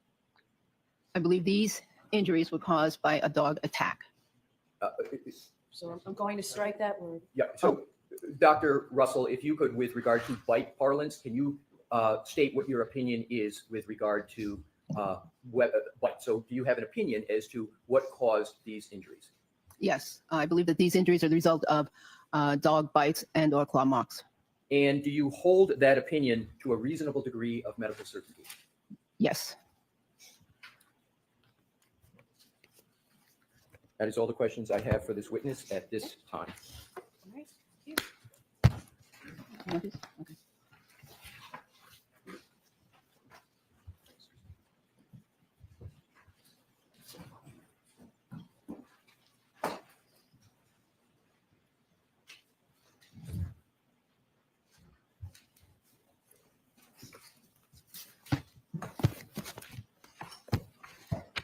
May I? Yes. Good afternoon, Dr. Russell. Good afternoon, Mr. Brennan. Dr. Russell, we've met before. Yes. I've asked you questions before, Yes. and you've testified before where I've had a chance to ask you about some of your statements and opinions, haven't I? Yes. Before this case, had you ever testified as an expert in dog bites in any federal court in the United States? No. Before this case, had you ever testified in any state court in anywhere in the country as an expert in dog bites? No. Other than this case, have you ever testified in a courtroom as an expert about dog bites? No. Last year, you learned that there was litigation regarding this case, Commonwealth versus Karen Reed, correct? Yes. You learned a little bit of information about it, and it piqued your interest, didn't it? Yes. Did you know that the case was receiving a lot of attention? No. Did you know that it was on television? I had no idea until I got here. You spoke to a colleague in Los Angeles, correct? I'm sorry, I spoke to who? A colleague? I spoke to a district attorney in Los Angeles. And did you just bring up the subject, or did that person bring it up to you? I brought it up. When you brought that up, is it because you knew of the relationship between that district attorney and somebody on the defense team? Yes. You wanted to get involved in this high-profile case, didn't you? No. Well, you weren't called by anybody on the defense and retained as an expert in the traditional sense, were you? That's correct. It was after you reached out yourself and interjected yourself into this case, true? I did so for a reason. And the reason being that I knew I was one of the only people in the United States board certified and residency trained in emergency medicine and also residency trained in forensic pathology. And therefore I had a unique skill or knowledge set. And I was one of the very few people that had the knowledge of dog bites, as well as those other trainings. And because of the fact that you held this opinion about yourself, you wanted to get involved in this very high-profile case, didn't you? I thought I could help clarify the issues as to whether or not this could be a dog bite, and maybe they can move on to something else if it wasn't. Did you want to get involved? No, not really. Inevitably, you got hired by the defense, didn't you? Yes, I reluctantly agreed. And they paid for your time? They are paying for the time. Yes. Did you know that there was a relationship between the district attorney you spoke to in California and somebody on this defense table? I know, yes.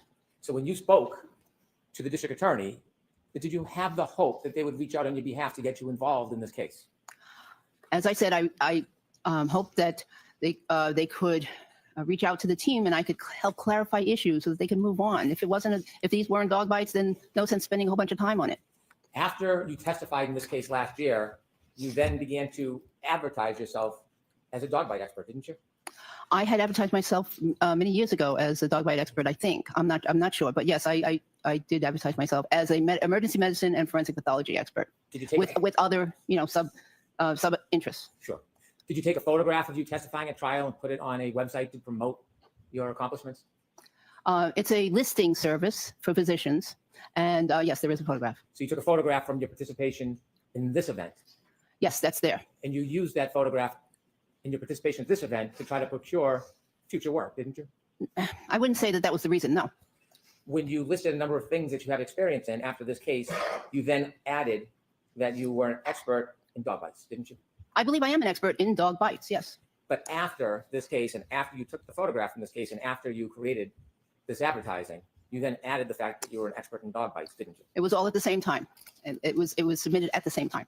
Right. After this case, after you participated and Well- volunteered to involve yourself in this case, you then used it as a marketing opportunity, didn't you? Well, I had retired from my full-time job, and I had time, and I wanted to get more involved in some forensic legal cases, and not specifically dog bite cases. I have much more experience with other cases. Undoubtedly, I respect that. But simply, after you testified in this case, you did use your participation as a way to try to garner future interest in cases and income, didn't you? I did, but I did not mention this case. Have you testified in any other court since this case as a dog bite expert? No. You had written a few articles that were peer reviewed on dog bites back in, is it the 1990s? Yes. And they involved law enforcement canines? Yes. And you describe in those articles how a law enforcement canine grabs and holds. Is that the technique they call it? Yes. Where they lock their jaw and then they pull and hold on to the subject that they're attacking or holding? Yes, that's what they were trained to do back then. And you would agree that there's a difference between generally the way a domestic dog bites and a law enforcement dog bites. Generally, yes. Since those two articles in 1990, have you authored anything else regarding dog bites? No. You had mentioned that you had gone to seminars regarding identification. Now, I had a chance to ask you a number of months ago about some details about training and education you have on pattern recognition analysis as it specifically relates to dog bites. Remember I asked you those questions a number of months ago? I believe you did. And I'd asked you if you could give us any specific listed trainings that you had regarding pattern recognition analysis of dog bites. And at that time, you did not have any named of any classes or seminars or certificates that you have. You mentioned again today that you have attended seminars regarding dog identification analysis. Do you now know some of those trainings and seminars? And are any of those listed on your CV? The trainings that I went to on bite marks in general, they were bite marks in general, and included things like how to determine what was a human bite, how to differentiate a human bite from a dog bite. But no, I did not specifically attend seminars limited to dog bites only. However, actually, there was one this past February that I did attend at the American Academy of Forensic Science. Over your many, many decades, you did not attend any seminars on pattern recognition analysis of dog bites, did you? Specifically dog bites? No. I only want to talk about dog bites. I know you're well trained and educated. I respect that, but I want to talk about dog bites. You didn't attain any certificates in pattern recognition analysis of dog bites, did you? I don't think there are any that exist, any training programs like that. In fact, forensically, have you ever been presented with a wound and been asked to determine whether or not the source of it was a dog bite, other than right here in this very case? Have you ever been asked to do that in your entire history? In my clinical career, perhaps once or twice, but not, not that I can give you a specific name. Well, a couple times. Tell us what stands out. When were you asked ever over your entire career to do a forensic evaluation of a wound and identify whether it was a dog bite? When did that happen? A forensic evaluation? No, never. Never. Never. Okay. It just doesn't come up. Okay. And so this is the first shot, the first crack you've had at looking at a photograph and trying to make a determination based just on a photograph whether or not the wound is generated from a particular mechanism, and in this case, your opinion, a dog bite. No, actually, I disagree. I've been taking photographs of dog bites since the 1990s. And when you took the photograph, you knew they were dog bites. I did know that there were dog bites. Have you Yes, I have a collection. I'm sorry. I didn't mean to interrupt you. I'm sorry. That was it. So not when you knew it was a dog bite and you took a photo. I know you have an interest. I'm asking, other than this case, there was never, ever a time in your career where you were presented with a photo and asked to give an opinion whether the mechanism of injury was a dog bite, other than this case. That's correct.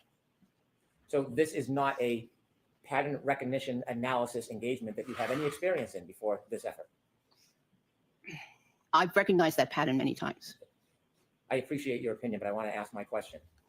You do not have experience over your long, accomplished career in the effort of pattern recognition analysis of dog bite wounds. Isn't that fair to say? Okay. You mentioned before, and you just mentioned again, so I want to ask you some more questions. You believe that you are uniquely qualified to look at a photograph and give an opinion about the source of the injury. I'm not uniquely qualified. That's done all the time in forensic pathology. Many forensic pathologists do that. Did you just say you're one of the very few physicians in the United States who has both the forensic and the clinical experience to look at a photograph and make a determination, the mechanism of injury? No, I said, if I said that, then I was incorrect. I meant dog bites. But your question just now was not specific to dog bites. Right. Postmortem photographs are used all the time in forensic pathology for second opinions. You're right. My apologies. Did you say today and before, have you said that you believe you're one of the only few physicians in the United States who could authoritatively distinguish between causes of wounds when it relates to dog bites? I did say that, and that's because of my unique training. I don't know of another doctor in the whole United States that did 2 residencies, one in emergency medicine and one in forensic pathology, and has a lifelong interest in dog bites. So Dr. Russell, from your perspective, as far as you know, you were the only person in the entire United States of America who was qualified to look at a photograph and make a determination whether the wound was derived from a dog bite. No, I am one of I'm the only physician that I know of that can do that. There may be, a few others out there. There may be, but I don't know of any other physicians that can do that. Do you recognize anybody other than yourself who has this very particular expertise to be able to do this kind of work? I'm not aware of anyone. You were a medical examiner, a forensic pathologist, Yes, and you know there's about, or would you agree there's probably about 900 to 1,000 medical examiners around the country at the same time over a period of time? I believe that there might be. There's probably. I think there's around 500 or 600 practicing forensic pathologists. And do you think because they are forensic pathologists, those 500 or 600 people have the unique qualifications as you do to be able to give an opinion about the genesis of a wound? Wounds in general, perhaps. Dog bite wounds, I doubt that very many of them have a specific interest in dog bite wounds. And so you think that of all those forensic pathologists, medical examiners, you think that qualification and experience itself is not enough to qualify somebody to give an opinion on a photograph about the genesis of a wound related to dog bites? Well, if a forensic pathologist has autopsied 1 or 2 cases of dog bite wounds versus my experience with over 500 to 1,000 cases of dog bite wounds, I'm not so sure that person would be a very good expert in that kind of a case. Have you ever heard of a doctor named Dr. La Posada? I've heard of Dr. La Posada. Have you ever read any reports by Dr. La Posada? No, Has anybody ever shared with you any information or opinions of Dr. La Posada? I believe she has a very good reputation. Have you ever, well, how do you believe that? Who told you Because I've heard of her name at national organizations. I believe she's given presentations nationally. I've seen her name, over a dozen years or so. that? Do you know whether or not she has any participation in this case? I believe she does. Well, so you know when you're providing accolades that she has maybe some involvement in this case? Do you know that? I would provide those same accolades if she didn't have involvement in this case. Do you know that she has involvement in this case? I believe she does. The attorneys have not shared everything with me Well, in terms of who the witnesses are. somebody must have shared her name. Who shared her name with you? I'm very familiar with her name outside this case. Who shared her name that she may be a participant in this case? I don't remember. I don't remember. Well, somebody meant. I think I got a file or something, but yeah. So when you were reviewing this case, did you get materials from any of the attorneys authored by Dr. La Posada? I don't think I read a report. I was very interested in reading a report by Dr. La Posada. I was very interested, but I didn't see one. So when you received materials in this case, you didn't read all the materials the defense gave you? I don't believe they gave me the report. What report? Any report that Dr. La Posada might have written. Do you know whether or not you've received the report or not? I received something that had her name on it. I don't remember what it was, but I was looking for a medical examiner's or a report, or an actual report, and I did not see one. Dr. Russell, you are meticulous when you look and examine things. Right. So you would know what you've received and what you've read and what you haven't. So the fact that you're telling us that you saw something with her name on it, can you give us a little more information and share with us what it is you actually received about this Dr. Lopasada? What did you get from the defense? I saw something. I think it was the name of a file folder, but I looked for a report and there was no report in it. Did you ever ask for one? I didn't ask because I didn't ask. I really wanted to read it, but I didn't. It wasn't given to me, so I didn't ask. Were you ever told what other people's opinions might be regarding those photographs? I'm aware that there was a Dr. Sheridan involved in a previous proceeding, and he believed that those were consistent with dog bites. Did you ever receive any reports from the defense about what other person's opinions would be in this trial about dog bites? Oh, yes, I received a report authored by a non-physician. Yes. So when you say non-physician, you're trying to make the point because you think that person might be your opponent in this case?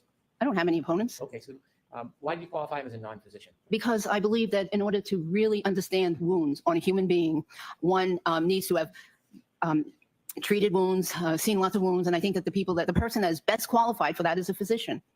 So a medical examiner wouldn't cut it, in your opinion? A medical examiner is a physician. So you think a medical examiner has enough experience to come in and give an opinion on Some- dog bites? Some, but in their case, I would hope that they have had actual clinical experience with autopsying some cases where there were dog bite wounds, because I don't think they worked in the emergency room or any other clinical setting where they treated people. So I'd want to see if they had experience with dog bites. I'm doctor as a disqualification. How about a dog trainer? Would a dog trainer who's not a doctor have the experience in your mind to come in and give an opinion about photographs and the genesis of the wounds? Objection, Your Honor. I'm going to allow it. How about a non-doctor, as you said, you made a distinction. Uh-huh. They're simply a dog trainer, maybe even an uncertified dog trainer. Would that person have the qualifications in your mind to be able to look at photographs and determine whether or not the cause of the injury is a dog bite? There may be a certain small subset of people who have, very much experience with dog bites that could qualify, as suggesting that these are consistent with dog bites. But I don't think that they could definitively. I think that someone could, who dealt with many dog bites in the past on humans, could possibly say that they were consistent with. Even if they didn't have the clinical experience? Well, I prefer that to hear that information from a physician, but I wouldn't rule out that only doctors, only a physician, MD, could say that something was a dog bite. It seems like the standard is now kind of changing a little bit. Because when I asked you, you mentioned the other person, you disqualified the person because they weren't a doctor. It seems now in some instances, you're willing to accept a non-doctor into a very select group. If someone, well, I can explain. If someone had looked at perhaps hundreds and hundreds of wounds inflicted by a dog that they know was inflicted by a dog, and they saw the resulting photographs on a person, I think that particular person may be able to make some comment as to whether or not some wounds are consistent. However,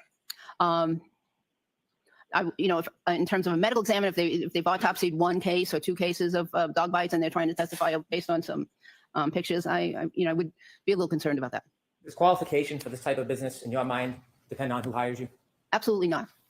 Suffice to say, you've never taken a class in the forensic analysis of dog bites. I don't think any class exists. But I'm asking about your experience. Well, that's correct. You haven't, have you? That's correct. I can't take a course that doesn't exist. You've never engaged in any type of opinion looking at photographs and then had that opinion peer reviewed by other dog bite experts, have you? No. Do you have any experience in veterinarian medicine? I'm aware of it. That's my experience. Do you have any accomplishments like degrees? No. Now, you've testified a number of times in this case, haven't you? Yes. And when you testify, you know there's a court reporter and there are transcripts, correct? Yes. You originally testified when you first came out and volunteered to testify last year, and there was a hearing before trial, wasn't there? Excuse me? Say again, When please. you volunteered to come out last year, there was a hearing before you testified at trial, wasn't there? Yes. Do you remember that was on June 18, 2022? Sounds right. And then you testified at trial on June 21st, 2022.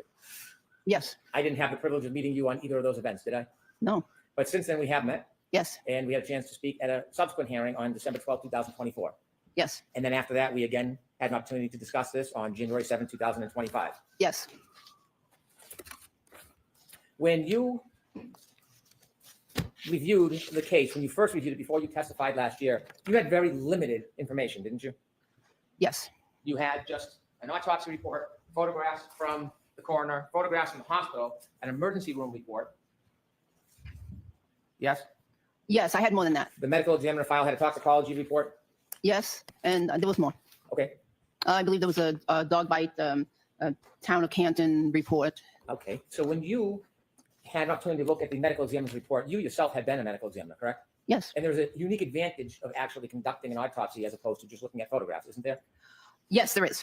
And if you are actually conducting the autopsy, you firsthand can make observations about injuries, make measurements, and see things that don't always appear in photographs.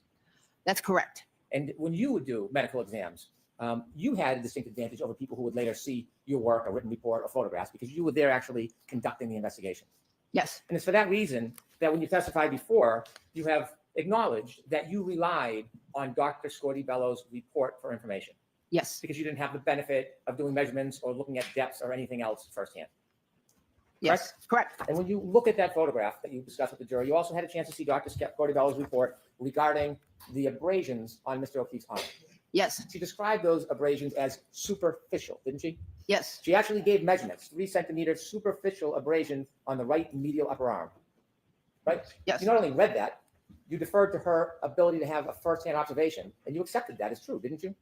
yes, but there's no interpretation of that abrasion. Multiple abrasions from 2 to 3 millimeters and up to 7 centimeters on the posterior right arm and forearm. Yes, Did you read that from I Dr. did. Scordi-Bello? yes, Did you accept her finding and Yes. observation? And yes. you would agree she was in a far superior position than you when she made these observations and notes, correct? They are not inconsistent with what I said. That's not what I asked, though. Okay. Sorry, I didn't mean to be sharp. I Okay. apologize. Did you rely on her ability and firsthand observation of those wounds? Yes, And did you appreciate or accept the fact she had a superior opportunity to evaluate those wounds firsthand that you did not have the benefit of? she made no interpretation of those ones. Did you know that Dr. Scordi-Bello had described them as superficial? They are Did you know that she said there was no depth and no puncture? not inconsistent with what I said. I understand, doctor, but I'm asking you, do you I- know that her position is that there was no puncture and no depth to those wounds? Objection, Your Honor. Can we have the witness see the report that he keeps referring to? Can you answer that question without saying it, or do you need to see it? Well, I remember it, but there's no inconsistency here. I agree with that. Would you accept that Dr. Scordi-Bello's opinion is that there was no depth and no puncture to those wounds? May I see the report? It might not be in the report. I'm asking about any testimony, anything that she's ever said. Would you agree or accept her position that there is no puncture or depth to those wounds? Objection, Your Honor. Like all the questions that were about an autopsy. Yes. Sorry. Okay.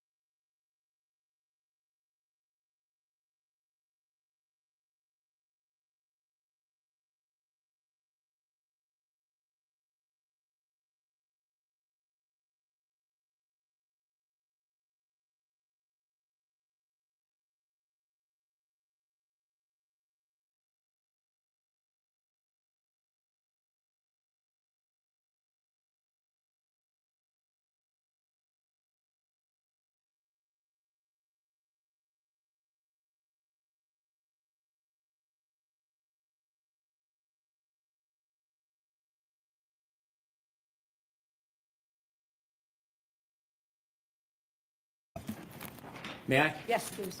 Dr. Russell, I read to you the measurements that were in Dr. Scordi-Bello's report. Are you aware that she testified that these superficial abrasions did not have any depth or any puncture? I don't recall that. Would you agree if Dr. Scordi-Bello testified in this court that those superficial abrasions did not have any puncture or depth? Would you agree with that assessment? Objection, Your Honor. In that form, it's sustained. Would you agree that the superficial abrasions on Mr. O'Keefe's arm had no punctures? I agree. Would you agree that the abrasions, the superficial abrasions on Mr. O'Keefe's arm had no depth? No measurable depth. Yes. Between the last time you testified and then you testified here today, have you spoken to the attorneys at all regarding the issue of punctures? No, Because you are agreeing today that those superficial abrasions did not have any punctures, right? they don't appear to have any punctures. But you, in the past, have testified very, very differently than that, haven't you? No. Now, we've spoken many times. I'm going to go through many of those examples later, but we'll do that a little bit later, Dr. Russell.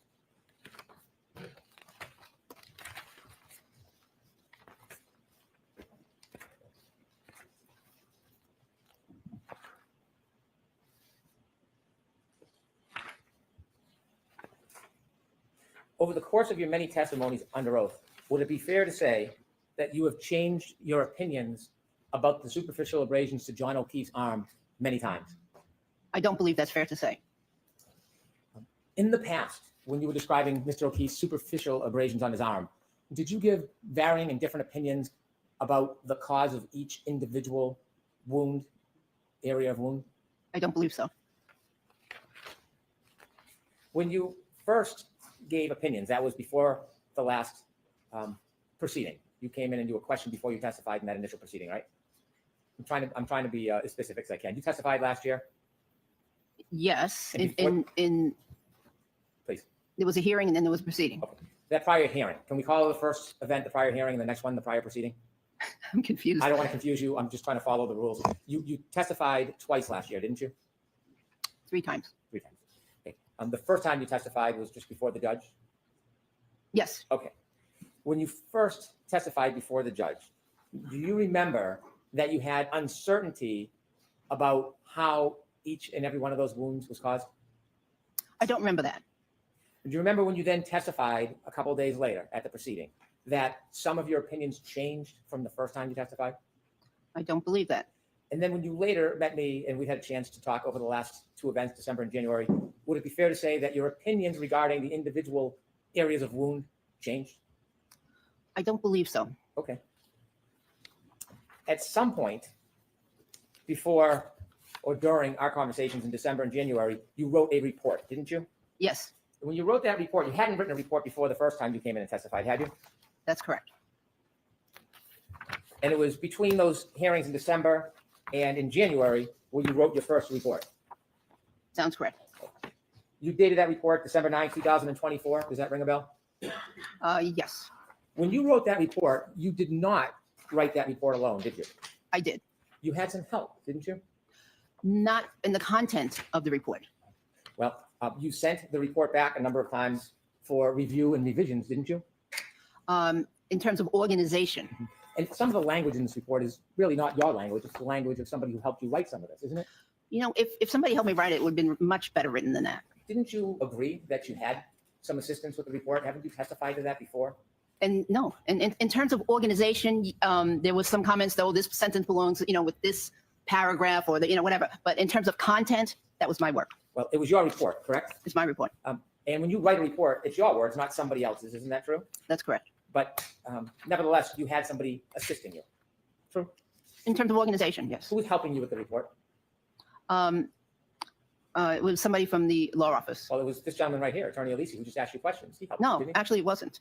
Was it from his law firm that somebody helped you? I believe so, but it was in terms of organization. Do you remember who was helping you with your report? I don't remember her name. Would you agree that after that report was written, many of your opinions changed? No, In your report, you provide your background. Yes? yes, And you've been licensed to practice medicine since 1988 yes, as a physician? yes. And you've been licensed to practice medicine as a surgeon? It's called, in California, it's called physician and surgeon license. Do you have a physician and surgeon's license? I do. Okay. Have you ever practiced as a surgeon? Well, in the emergency department, we do surgery. We have to do some surgery sometimes. We have to open up people's chests and, and compress the heart sometimes when they have gunshot wounds to the chest. I've had to put chest tubes in. I've had to debride dog bite wounds and other wounds. So yes, there is a component of surgery. If you do stitches, that's considered surgery, isn't it? Maybe.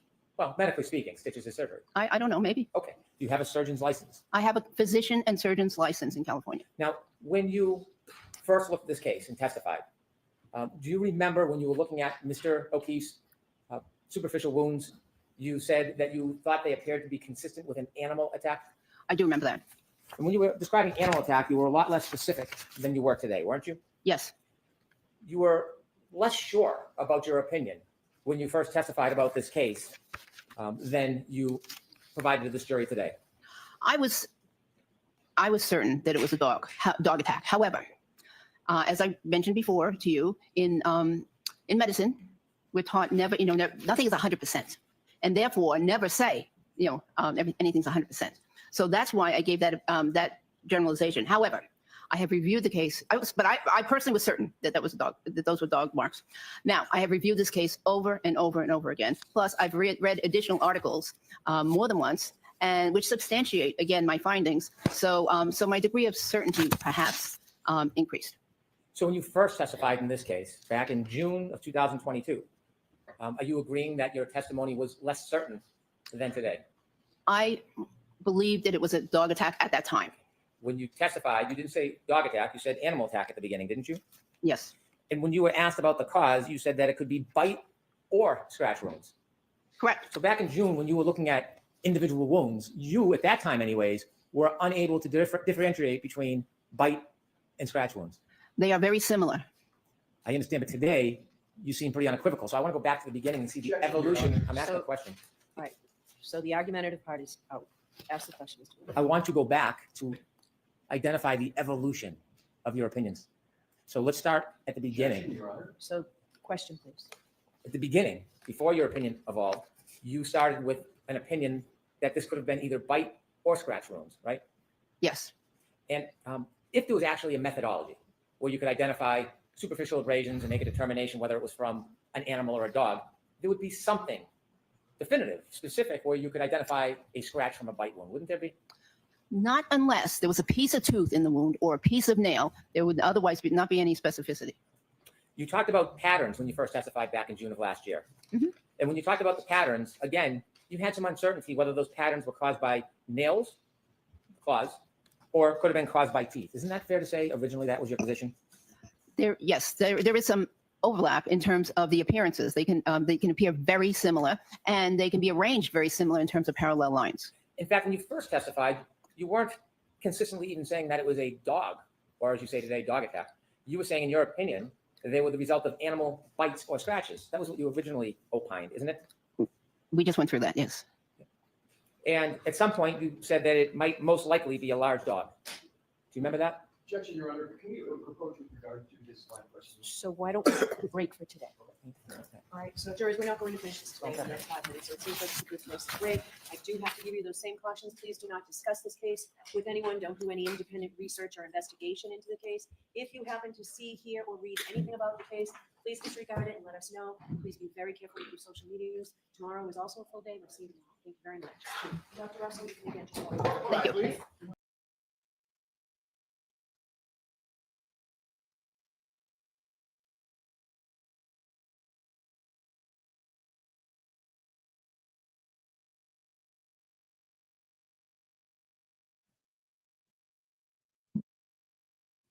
Well, that's it for tonight. Thanks for joining us. We saw some big moments in court, and the things are actually heating up. Dr. Marie Russell, the dog bite expert, will return tomorrow on the stand. So be sure to join us back tomorrow night as we do night court. I thought it was appropriate because so many people work and they can't always catch the trial. So we will continue to follow every development, every twist, and every testimony. Until then, take care of yourselves. Keep the conversations going in the comments. And as always, thank you for being a part of Pink Dyna Media community. Have a great evening, and we'll see you tomorrow.